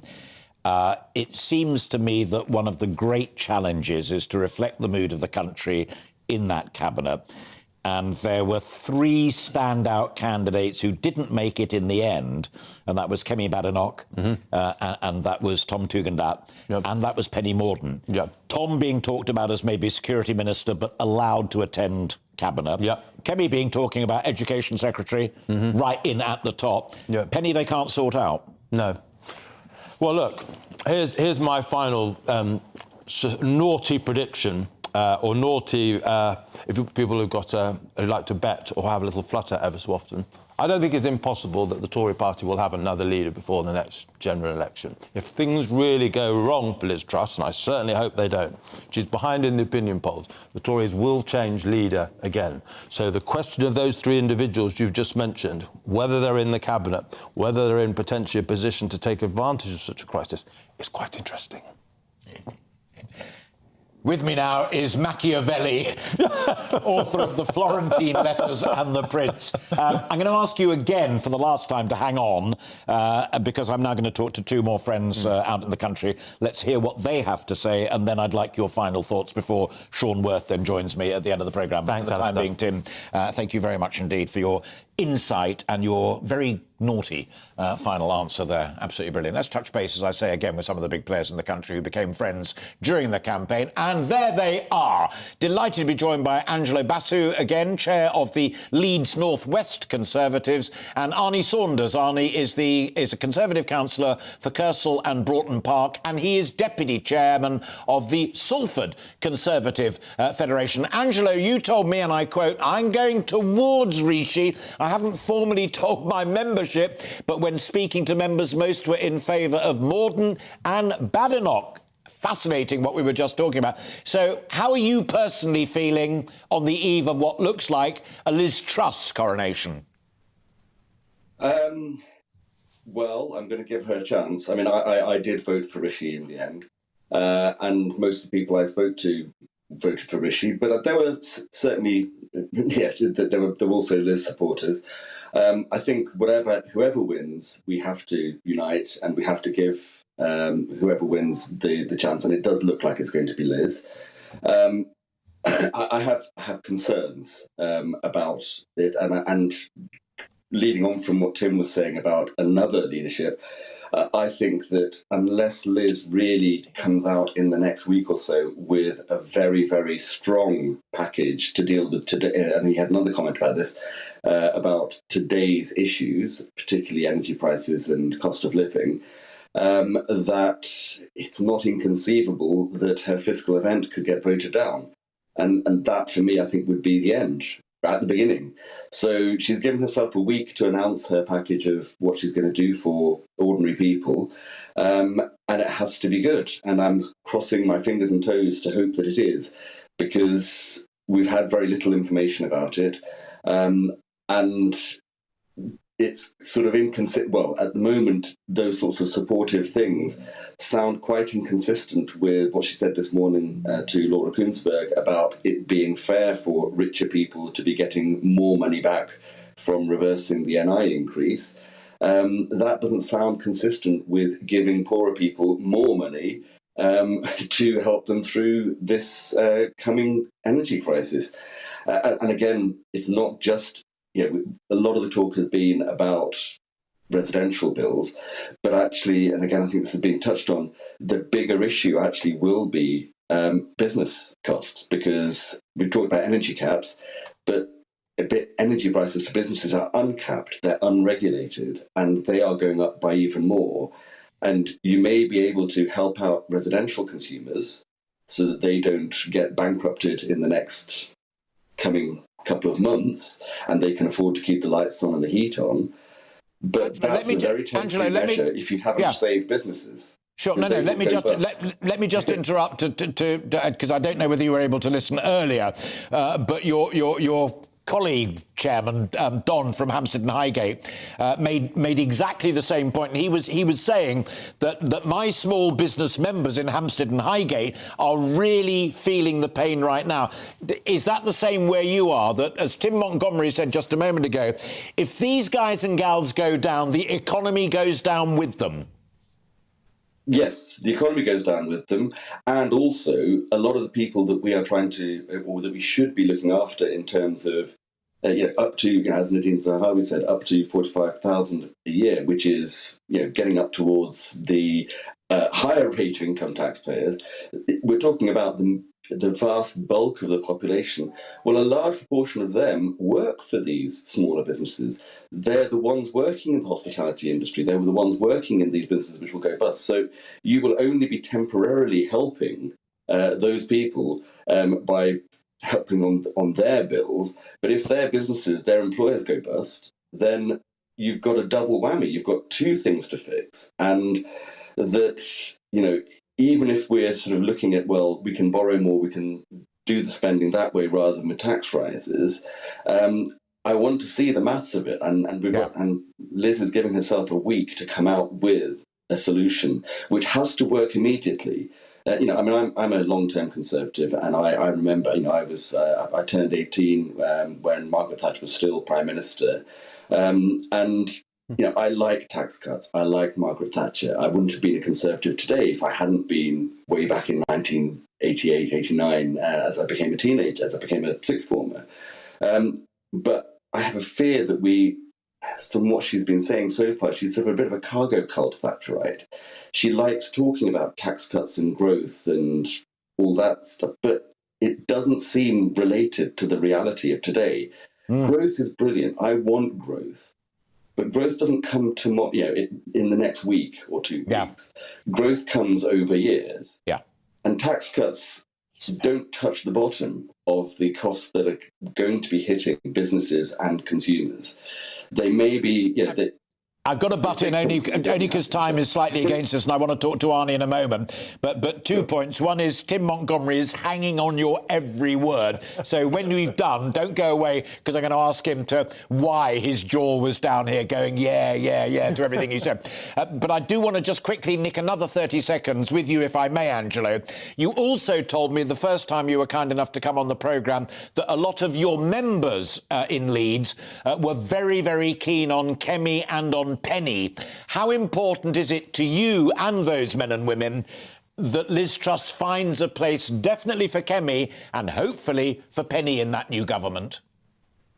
I think it will be very important. And from what you're saying about there not being a job for Penny, I think that will go down very, very badly. She, from the people I've talked to, not just in my association, but more generally in Yorkshire, because I'm also Deputy Chair of West Yorkshire, people really, really liked Penny and were very upset, actually, and disappointed that she didn't make the final two. I certainly, from local sentiment, if Penny had been up against Rishi or Liz, I think she'd have been walking this, which makes her a dangerous political opponent to be accommodating. I'm going to book you. I want to do a review with you and others in a month's time so that we can take a rain check on it. Such crisp analysis, Angelo, and thank you very much indeed for fitting us in and reminding me that in the world of politics there are people out there who've been around longer than I have. Teenager when Margaret Thatcher came to power. Brilliant stuff. Great to see you, Angelo Basso. Thank you very much indeed, Chair of Leeds North West Conservative. Now, I'm delighted there on the right of the frame to be joined by another good chum. That's Arnie Saunders, who's the Deputy Chairman of the Salford Conservative Association. Great to see you, Arnie. The questions have all gone whirling around in the wrong direction. But here I've got it in the right place. You said, I was undecided, although I've been contacted by Rishi's team. I've decided to support Liz. So, cock-a-hoop, books off the shelf, champagne out, I presume. Absolutely. I haven't wavered in my support for Liz.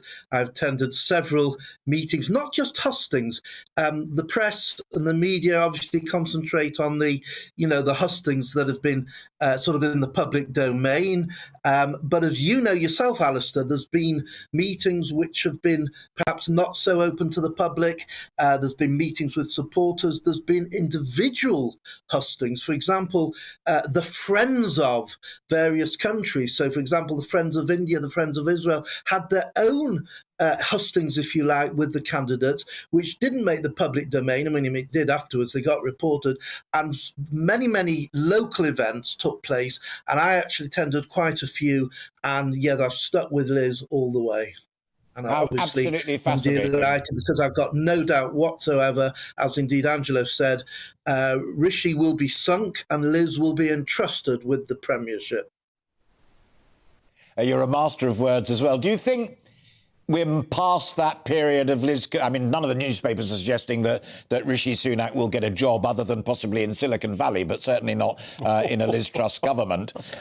Do you think that Liz should rise above that and try and build a bridge? Actually, I do. It's interesting because halfway through the campaign, Rishi was quoted as saying he would not serve in a Liz cabinet. I was at the hustings in Birmingham because I couldn't make my local one in Manchester, so I went down to Birmingham, and he was actually asked this by the interviewer. I won't mention his name; it's from a rival channel, that particular hustings, and he was asked point blank, "Would you serve in a Liz?" You've said that you wouldn't serve, and he reined back from it. He said that was taken out of context. So actually, he's given himself some wiggle room, and I think that Liz should take the initiative. I'm not saying she should make him Chancellor, but I think, for example, he could replace her as Foreign Secretary, although I would think Tom Tugendhat would be brilliant in that job. Interesting, Arnie. Can I also ask you the same question that I put to other friends like Leighton and Don and Paul, and that is your interpretation of what she said on the Laura Kuenssberg interview about she will go ahead with tax cuts, even if that means that wealthier people, better off people, will get the lion's share of it. Don't care, that's what's going to happen. Social media, particularly friends in the Labour Party and friends in the Conservative Party, are tearing her apart over it. Does it matter to you? Let me say that the idea of giving tax cuts, as you put it, supposedly for the rich, is that the rich will then spend the money, and therefore that will refloat the economy and indeed the businesses. Let's not forget the businesses that will benefit from the tax cuts and indeed the national insurance cuts, as we've just been hearing. So I think it is a gamble, it is a risk, but I think given all the circumstances, I know we've got to help people with their energy bills and the cost of living. I support that, and Liz, has said she'll do that one way or another. But I think, quite frankly, given the circumstances, it should go hand in hand with rebooting the economy, and that can only be done with tax cuts and with cuts to the national insurance. So, yes, I'm happy to go along with that.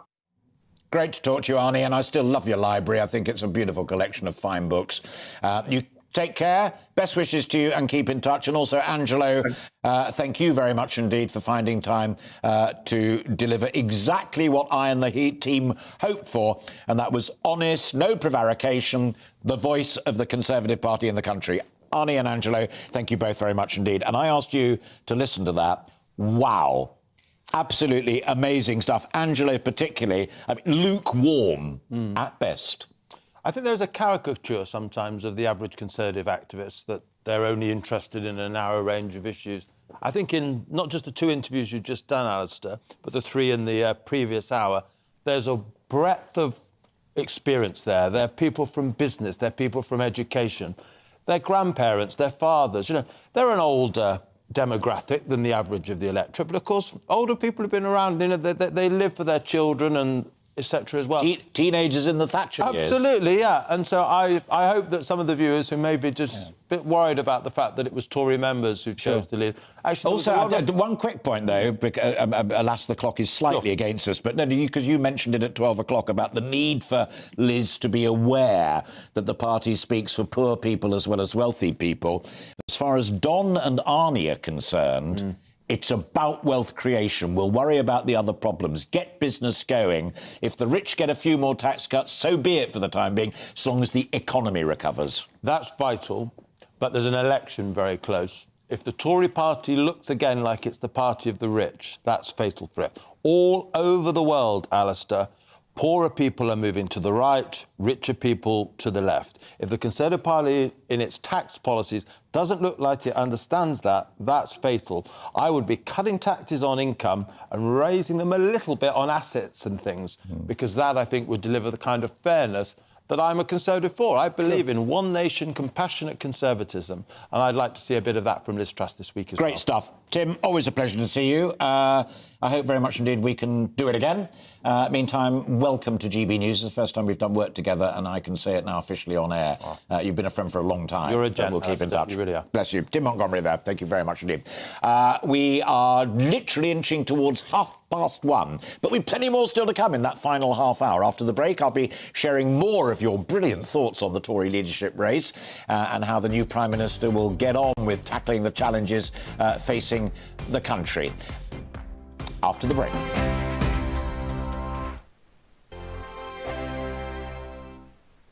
Join my show Farage, 7 p.m. till 8 p.m. Monday through Thursday, and there you will get opinion, analysis, debate, and I'll cover stories that nobody else dares to touch.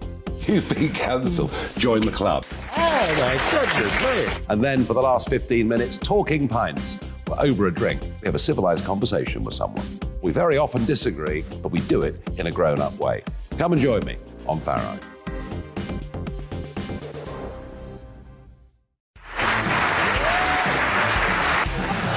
My name is Andrew Doyle. Join me every Sunday evening at 7 p.m. for Free Speech Nation. This is a show where we address current affairs and news stories of the week with the help of two wonderful comedian panellists. I brought in comics because I want to give it a lighter edge, and also they work for less. See you there.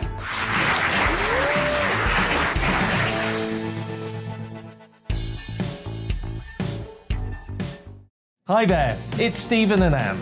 At breakfast from 6 a.m, you'll always be caught up with everything you need to know, the latest headlines, opinions and debates. We'll bring you the good news and the bad, but most of all, we're here for you. Remember, send in your views and let us know what you would like us to talk about. That's because we're your news channel. And every morning at 6 a.m, it's breakfast on GB News. I'm Dan Wootton. Join me Monday to Thursday from 9 to 11 for the feistiest and most fun news debate on TV, where free speech reigns. I'll bring you a sharp take on the day's biggest stories, bombshell newsmaker interviews, and A-list guests. And I guarantee you, no spin, no bias, no censorship, and no reason to go to bed. That's Dan Wootton Tonight, Monday to Thursdays from 9 on GB News.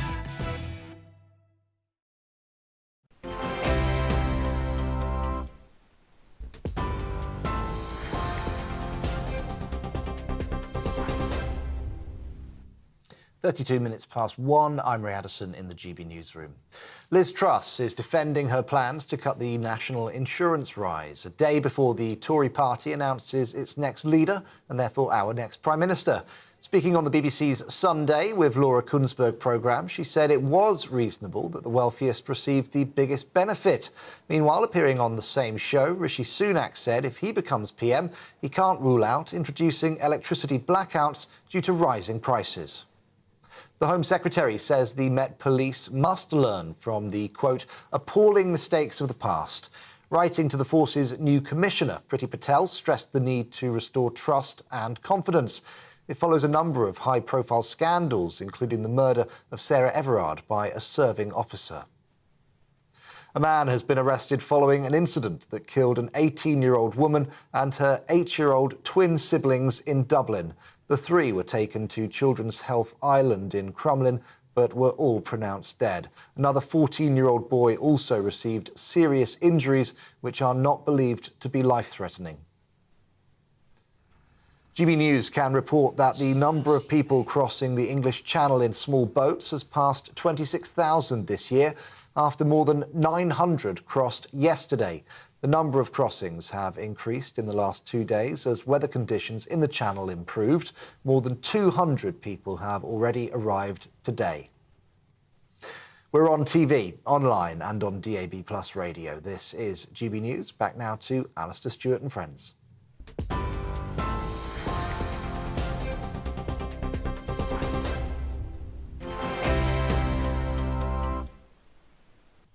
Ray, thanks very much indeed. 25 to 2, and you have been getting in touch on our big topic of the day. Thank you so much for doing it. Conclusion of the Conservative leadership race and what you hope the incoming Prime Minister needs to concentrate on. John says the number of abstentions will be interesting and could undermine, presumably, Truss, if significant. Well, that's sort of very Machiavellian, as I said a little earlier on, but well done. And a lovely one from David. From here, I think they have an uphill fight on their hands just to win, let alone keep a strong majority. Amazing how badly they've screwed up their significant victory from just a few years ago. David, precisely the point that I made in my opening commentary, although I do think you need to factor in the coronavirus, which was not their fault, and the Ukrainian war, which is not their fault either. Do keep those views coming in. We'll share a few more at the end of the programme if we have time, and I think the team are trying to make sure that we do. And also subscribe to our YouTube channel. We are at GB News. Brilliant commentary from 5 authentic voices out there in the country, rather than the leaders of the Conservative Party, what the real members think, plus Tim Montgomery's great commentary on it. So that's all at YouTube, GB News. Now, talk to Mark Rowley about this. Not Mark Rowley, Mark a little earlier from the County Landowners Association. A severe strain of bird flu is spreading across the country, and it's infecting higher numbers of birds than ever before. An avian influenza prevention zone has already been declared across the southwest of England, as experts warn that there's a very real risk of the virus being passed to humans. So, our southwest of England reporter Jeff Moody went out to find out what's going on and sent us this report. It began with a dead gannet. A fisherman on the Isles of Scilly called the Wildlife Trust, raising the alert. Within days, that dead bird had been joined by 40 more, and it became clear this was an outbreak.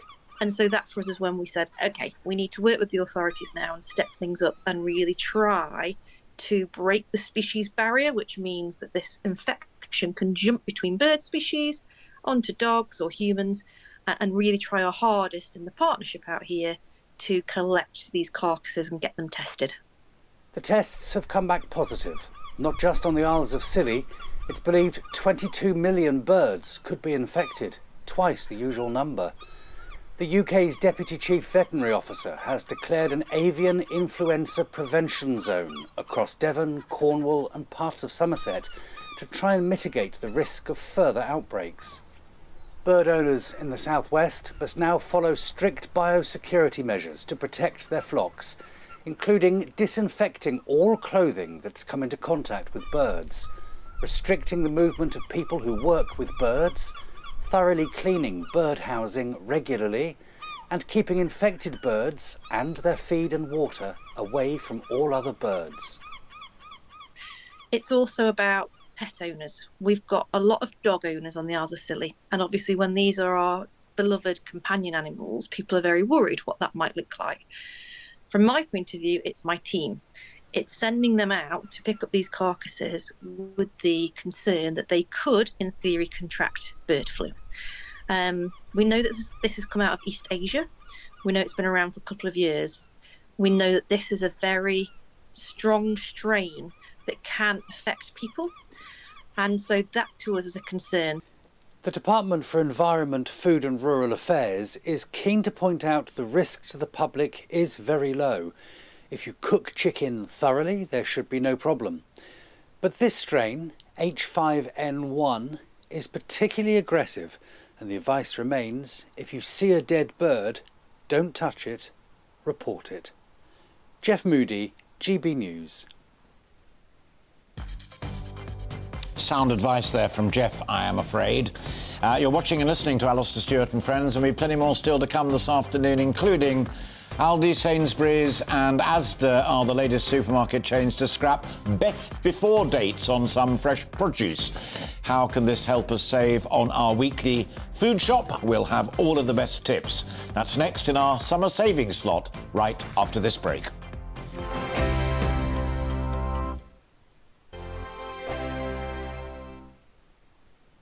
Join my show Farage, 7 p.m. till 8 p.m. Monday through Thursday. And there you will get opinion, analysis, debate, and I'll cover stories that nobody else dares to touch. You've been cancelled. Join the club. Oh, my goodness me. And then for the last 15 minutes, talking pints. We're over a drink. We have a civilised conversation with someone. We very often disagree, but we do it in a grown-up way. Come and join me on Farage.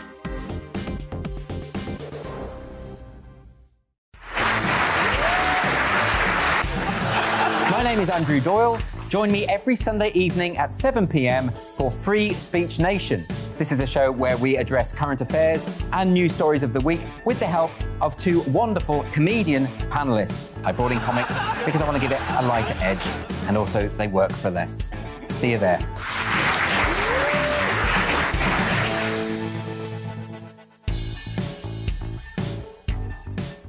Hi there, it's Stephen and Anne.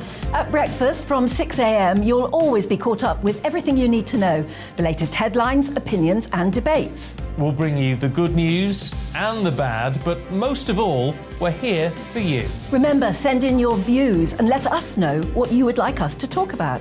That's because we're your news channel. And every morning at 6 a.m, it's breakfast on GB News. I'm Dan Wootton. Join me Monday to Thursday from 9 to 11 for the feistiest and most fun news debate on TV, where free speech reigns. I'll bring you a sharp take on the day's biggest stories, bombshell newsmaker interviews, and A-list guests. And I guarantee you, no spin, no bias, no censorship, and no reason to go to bed. That's Dan Wootton Tonight, Monday to Thursdays from 9 on GB News.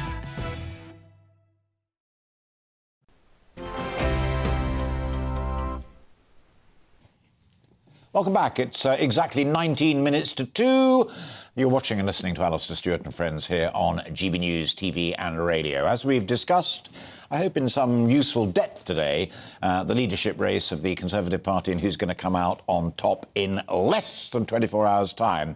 I'm going to give the last word on that conversation to another insider, a good friend of mine, Sean Worth, former Downing Street advisor and now much regarded and much respected political commentator. Sean, great to see you. First things first, how can an outsider who went from 80 to 1 against become the winner? Yeah, amazing. Well, let's see if that definitely happens, but I'm sure it will. And that actually is that frames the sort of first priority of hers, really, which is a distraction in the public's mind, but it's trying to get the party, a lot of whom don't really support Liz Truss at all, to kind of back her and, picking that first cabinet, that first team. There's a role called political secretary, which is a number 10 role that not all prime ministers have, but they definitely should, which tries to kind of form a direct link to the different factions of MPs that there are in the Conservative Party. Tony Blair had a great one in the last Labour government. It's a big distraction from actually what's really going on in the world. But I think for Liz Truss, it will be a huge job because obviously there's so many of people that opposed her and frankly still think that she may not quite be up to the job. Really interesting point, because one of the messages I got from one of our viewers, listeners, and it also cropped up on the programme yesterday, was that Boris Johnson did a brilliant job as Mayor of London, not least because he was surrounded by a totally reliable top team, whereas at Downing Street he's had all of the Cummings chaos and other people who many objective observers are saying not up to the job. If it's Liz, and I do take your cautious caveat, if it is Liz, it really is a clear out and start again. Yeah, it's a huge job. I mean, I said on your channel at the time of Partygate around Johnson, I just think his team, his team is the reason he is out of Downing Street now, because he just didn't have the right people to balance his personality. He fell into the classic trap of hiring people that basically think like you and say yes to everything you say, and then you're just not equipped to deal with the big political crises that come along, and you can't predict them. Anything can happen. COVID came along for Johnson, and no one would have thought he'd be pitched into dealing with that in the earlier part of his premiership. But Liz Truss, of course, we don't know who's going to be in her top team at the moment. We've got a good indication of some figures. Some people in the party are already saying that it doesn't feel very heavyweight and she needs to get more people in that have got maybe a bit more experience, because, let's face it, Liz Truss is going to start the job in a crisis, and if she's not careful, will lurch from crisis to crisis, not being able to build her own kind of platform. And in this political climate, that's absolutely critical.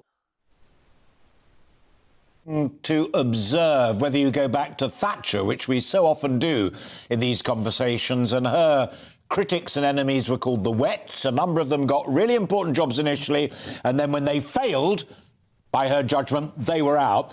Dave Cameron, your old boss and friend, also included some who were certainly not totally soul brothers and sisters with him and shuffled the pack a couple of times.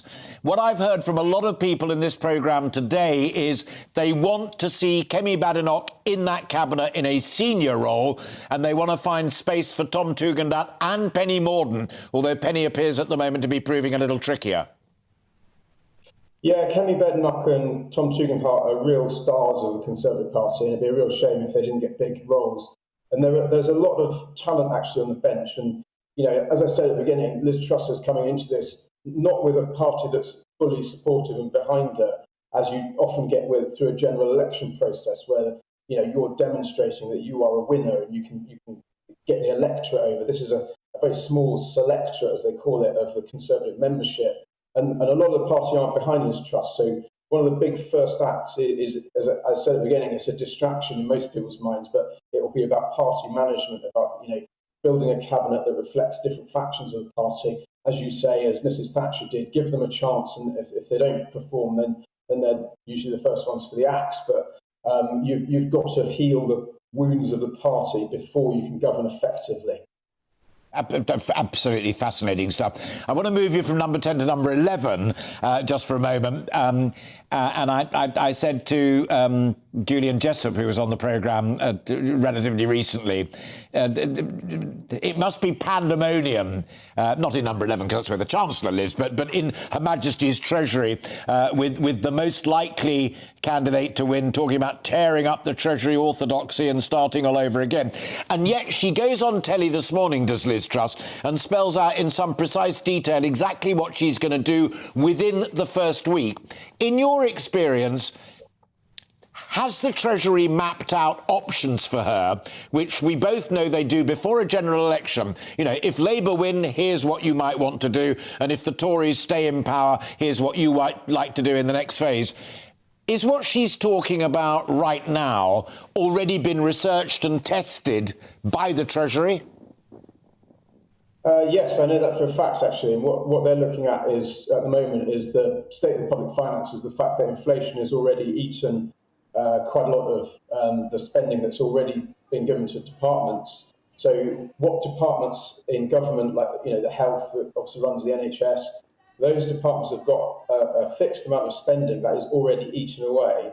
And Liz Truss wants to deliver tax cuts, so they've done a map of what tax cuts you could probably do realistically and how much it will cost and what's called distributional effects are, so who benefits, who loses. If it's business ones, it will be, you know, whether tax cuts actually promote growth or they're just a subsidy.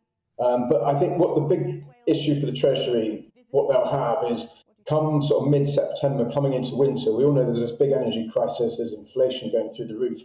Literally every public body and business group on the planet, and I think we're already seeing this actually, is going to start asking for handouts, subsidies, bailouts, all sorts of stuff, as well as, you know, a whole sort of liberal left commentariat screaming for more money for people that don't have very much in the face of rising costs. So that is the big challenge for the Treasury. And the only thing I'd say on that is that Liz Truss can't allow public opinion and calls for public money to kind of dominate and determine her direction, because you can't ever win. You'll dole out some money and everyone will scream that it's not enough, and everybody else, because they've seen money being handed out, will want some. So you can't ever win in a political strategy doing that. You have to prioritise, deal with crises, but not go too far. Fascinating stuff. And in 15 seconds, because I don't expect you to share who your contacts are or breach your secret sources, but I just want to underline something you said at the beginning of that answer. I know for a fact that these policies have been stress tested within the Treasury. In one sentence, is the mood there calm or is it a bit panicky? I think they're a bit panicky, to be honest. But you know, the talk of ripping up the Treasury and doling out massive tax cuts and all that, I think they're all pretty sceptical of, because as soon as you get in that job, you'll see the enormity of what you face. So I think they're a bit worried, but you know, she needs a big beef up, a decent political team on the Treasury side, definitely.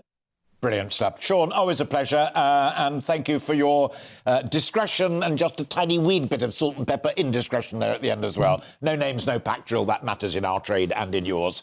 Always a pleasure to talk to you. Thank you very much indeed. Have a great afternoon. Good friend there, Sean Worth, former Downing Street advisor and now a great go-to political commentator, proving his worth there in the last 5 or 6 minutes.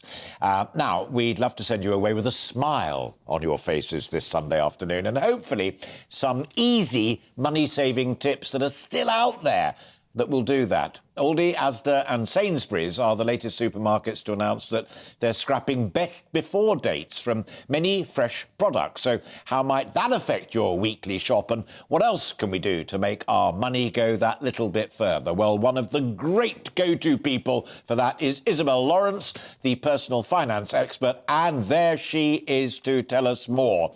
So, first and foremost, best by dates, sell by dates and what have you.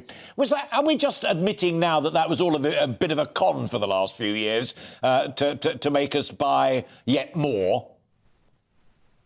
To an extent, perhaps. I know for a fact, many people have always sort of seen them as, something that they, it's Bible to them. It's if something's past that date, they bin it, they chuck it out immediately. I know other people who, their milk will be, best before a certain date, but they, do the sniff test and they sort of use their common sense to sort of say, right, I can use this for a few more cups of tea. So I've always known a range of people, but overall, I think it's more to sort of protect the supermarkets. If we eat chicken or drink milk that's gone off, they can sort of say, well, we put a date on it so we can, protect ourselves.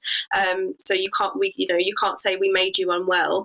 But I think it's sort of always been a thing where, we're clever people, are human beings. We can use our noses, we can have a little taste of something just to make sure, if you aren't sure, just sniff it, taste it. Obviously, things like, chicken, maybe milk, sort of dairy items, a bit more risky. So if you aren't quite sure if they smell okay, maybe don't risk it. But things like fruit and veg, you can eat bananas that are brown on the outside. You can eat apples that, if they're a bit bruised, just cut the bruise off. So I think it's kind of, not a ploy to make us spend more, but I think it will save people money. People aren't going to just be chucking out everything that's past the date. And I do think it's quite a step in the right direction. Yeah, and if you're cooking with bananas, my wife happens to make the most brilliant banana bread in the entire universe, then those skins have got to be dark brown black, ideally, and get really squidgy, and the banana bread is even better. Sticking with noses, I love that nose test that you talk about. Here's another nose test. We have to stop turning our noses up at the reduced aisle. If there's something there for sale that can save us a few bob, get in there and buy it. Yeah, absolutely. Nothing to be ashamed of. We're all in the same boat at the moment. Go to the reduced section. You never know what you're going to find. At Christmas, especially, they have such good things, items, big bits of meat, big bits of fish, but all year round they have great things. And don't be ashamed to go into your local supermarket and say, go to a worker and say, do you know what time the yellow stickers come out? It's nothing to be ashamed of. Don't be worried to say that. And don't be worried to try, not reduce things, but maybe own brand items, budget brand items. I know lots of supermarkets at the moment are really pushing their sort of value ranges, but don't be afraid to try them. A lot of them are just as good as everything else. But a quick tip is they put the sort of most expensive items in your eye line. So just look down slightly and you'll find the sort of budget ranges, value brands down a bit. So make sure to look out for them. But you're right, we shouldn't be turning our nose at reduced items. And if it's something that you think, okay, I don't want this right now, but it's a great deal, stick it in your freezer and use it another time. You never know when it will come in handy, and you never know what you can find. And also it could be a bit of a test, right? There's these items in the reduced, what can I make out of them? And sort of set a challenge for yourself, and you might find you sort of create some really nice dishes that you might not have eaten otherwise. Yeah, totally. Absolutely right. And again, Mrs. Stewart will be demanding a research fee at this stage of the programme, because also if she's doing spag bol sauce, She very often will make a little bit more than is required, put it in one of those little tubs that you get from Chinese takeaways or whatever, bang it in the freezer, ditto soups as well. So, buy now, make more, freeze, and lo and behold, it's brilliant. I was going to ask you to take me through the yellow stickers thing, but you have done just now. So that's simply the stickers they put on at about 4 o'clock or 5 o'clock saying, this is now 10% cheaper than it was. Nothing to do with sell by date, it's just it's a cheaper range. Great. Final point, and we all spotted it in the newspapers and it made the whole team chortle, is young workers now saying, do you know what, I'd actually quite like to go back to the office now as autumn and winter approaches because the office is warm and it means they can save money by not working at home anymore. This is one of those absolutely weird lateral effects of the cost of living crisis. But have you picked up on that as well? Young workers going back to work in the office? Yeah, absolutely. Not only are they warm, but, you can use the microwaves there, you can use the kettles there, to heat your food and make tea, coffee. And I have also, I saw that John Lewis and Waitrose are going to start giving meals to their employees during work hours. So I know that's a good initiative for a lot of people to, stick at their job at the moment or, things like that. So I definitely think, why not? If it's going to save you a bit of money, absolutely. Brilliant stuff. Isabel, always a pleasure. Thank you so much. Keep in touch with us. A couple of quick emails before we go. Elaine says the leadership contest seems to have been a massive waste of time and money. Party is divided. I'm not sure it can recover. Too many self-interested factions. And finally, Michael says Liz will win. She'll call a general election, then she'll lose. Then plenty more chaos. That's my prediction. God, Michael, I hope you're wrong. That's all that we have time for today. I'll be back tomorrow and Tuesday around about 10 o'clock. Because certain things are happening both tomorrow and on Tuesday, so don't miss it. GB News, everything you need to know, live and breaking right here. But for now, thanks for joining us today. Have a lovely afternoon. Bye-bye. Looking ahead to this afternoon, and the UK will be mostly cloudy with some heavy showers affecting northern and western regions at times. Here are the details. Unsettled weather continues across Scotland this afternoon, with bands of heavy rain slowly clearing northwards. This will be followed by heavy showers. Strong winds will also continue, especially along coastal areas. After this morning's heavy rain, it'll be drier afternoon across Northern Ireland, with some bright or sunny spells. Still breezy, though, especially in the north. An unsettled afternoon for northern England, with showers that may be heavy and thundery at times moving in from the southwest throughout this afternoon. After a brief drier interlude across Wales, further showers will develop into this afternoon. These may be heavy and thundery at times, especially in the south, windy, particularly for exposed coasts. Mostly dry across East Midlands, though a band of showers will move in from the southwest this afternoon. These will be mostly light, but there may be some heavier bursts further west. It'll be a mostly dry afternoon across East Anglia, though there may be the odd light shower in the far west of the region, feeling warm with some sunny spells. A wet and breezy afternoon for central and western parts of southern England, with heavy and maybe thundery showers, drier in the east with some sunny spells and feeling rather warm. Further heavy showers will affect southwest England and Wales. Rain will finally clear the far north of Scotland, and that's how the weather is shaping up for the rest of the day.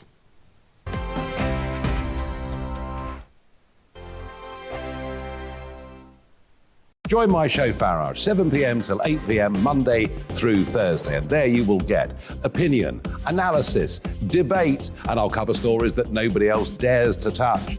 You've been cancelled. Join the club. Oh, my goodness me. And then for the last 15 minutes, talking pints. We're over a drink. We have a civilised conversation with someone. We very often disagree, but we do it in a grown-up way. Come and join me on Farage.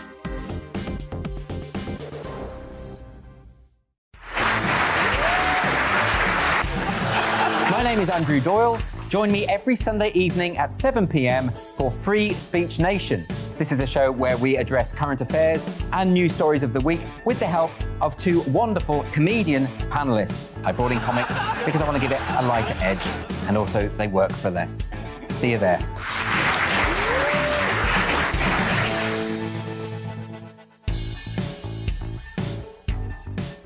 Hi there, it's Stephen and Anne.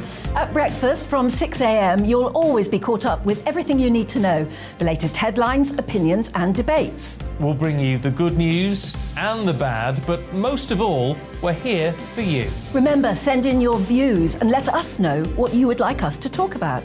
That's because we're your news channel.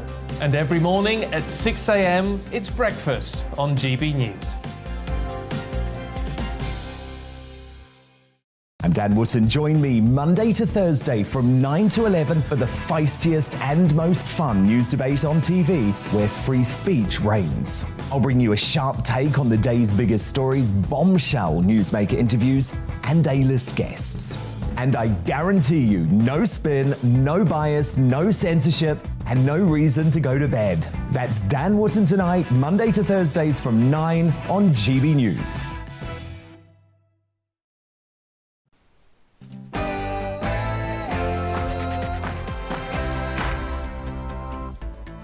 Hello and welcome. This is Real Britain with me, Calvin Robinson, on TV, radio and online. Today we'll be discussing the revelation that more migrants crossed the Channel this August than during the whole of 2020, and why this might be. Plus, the decline of the traditional family has been laid bare in a report this week. I'll get to the bottom of what that means for the UK. And I'll be joined in the studio throughout the show today by political commentator Reem Ibrahim. But first, here's the news with Ray Addison.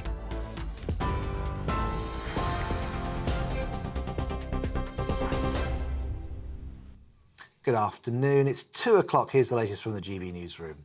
Liz Truss is defending her plans to cut the national insurance rise a day before the next Prime Minister is announced.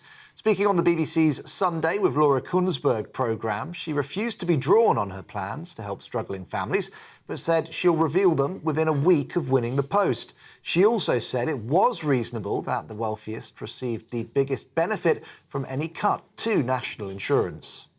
It's fair. We promised in our manifesto that we would not raise national insurance. I opposed the decision to raise it in Cabinet because it was the wrong decision. I believe it is the right thing. With it, though. You could have quit if you felt that strongly. Well, I could, but I preferred to stay in and fight my corner because I'm not somebody who quits. Meanwhile, speaking on the same programme, Rishi Sunak said if he becomes Prime Minister, he can't rule out introducing electricity blackouts due to rising energy prices. What I've said is that we shouldn't rule anything out. I mean, we're facing a genuine emergency. I think anyone pretending that that isn't the situation isn't being straight with the country. And by the way, across Europe, those plans are being drawn up, and I would imagine we should prepare for blackouts, do you Well, think? as I said, again, I'm not there, I'm not inside, but what I would say is we shouldn't rule anything out because the situation is serious. Boris Johnson is urging the Tory party to back the next Prime Minister wholeheartedly, regardless of who wins. Writing in the Sunday Express, Mr Johnson praised the abilities of both candidates, saying it was time to put the national interest first. The outgoing PM also described his last 3 years in charge as tough but exhilarating. The Home Secretary says the Met Police must learn from the, quote, appalling mistakes of the past. Writing to the force's new commissioner, Priti Patel stressed the need to restore trust and confidence. It follows a number of high-profile scandals, including the murder of Sarah Everard by a serving police officer. However, former Met Detective Chief Superintendent Kevin Hurley told us Priti Patel is simply trying to appear tough. This is a cynical last gasp of a failing Home Secretary trying to prove she's strong in the hope that Suella Braverman doesn't get the job. So what it's actually done is demonstrated yet another one of her failings because it's made us a little bit less safe. All it's done is given the men and women in the front line serving us right now another kicking to further demoralise them. GB News can report that the number of people crossing the English Channel in small boats has passed 26,000 this year, after more than 900 crossed yesterday. The number of crossings has increased in the last 2 days as weather conditions in the Channel improved. The migrants have been picked up by Border Force officers and taken for processing. More than 200 people have already arrived today. A man has been arrested following an incident that killed an 18-year-old woman and her 8-year-old twin siblings in Dublin. The 3 were taken to Children's Health Island in Crumlin, but were all pronounced dead. Another 14-year-old boy also received serious injuries, which are not believed to be life-threatening. A man in his early 20s was arrested at the scene, and police are not looking for anyone else in connection with the incident. The Disaster Emergency Committee has received £13.5 million in donations to help people affected by the floods in Pakistan.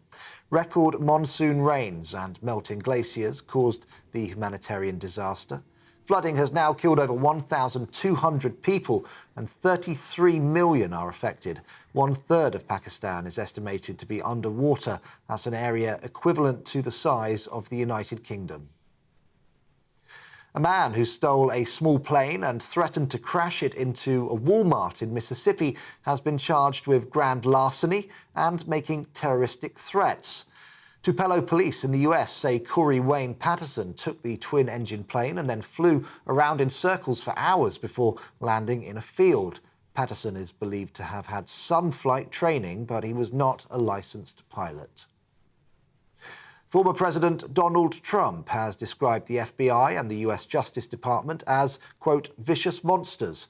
It comes after authorities searched Mr. Trump's Mar-a-Lago estate last month. They say they found more than 11,000 government records, including some marked top secret and classified. President Trump made the comments during a campaign rally in Pennsylvania. The FBI and the Justice Department have become vicious monsters, controlled by radical left scoundrels, lawyers, and the media who tell them what to do, you people right there, and when to do it.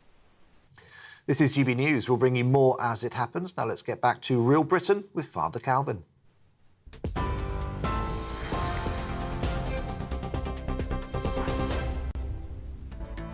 Welcome to Real Britain with me, Calvin Robinson. Here's what's coming up on the show this hour. First of all, we'll be discussing why more migrants crossed the Channel this August than during the whole of 2020. So far, the number who have made the journey this year is over 26,000. Also, a report published by the Children's Commissioner this week reveals we're moving away from the nuclear family model. Nearly half of all British children now grow up outside of a two-parent household. I'll get to the bottom of why that might be and what it might mean for the country. And Shamima Begum has been in the news again this week. It's been claimed that Miss Begum, who fled the UK and joined the Islamic State group with 2 friends, was smuggled by a Canadian agent. I'll be debating whether or not we should welcome her back to the UK. That's what we're talking about for the next hour. I'd love to know what your thoughts are on these topics, especially on the issue of migrants crossing the Channel. It's obviously a very complex issue, but how concerned are you? Tweet me at GBNews, or you can email me on gbviews@gbnews.uk, and you can watch us online too on YouTube. Stay tuned.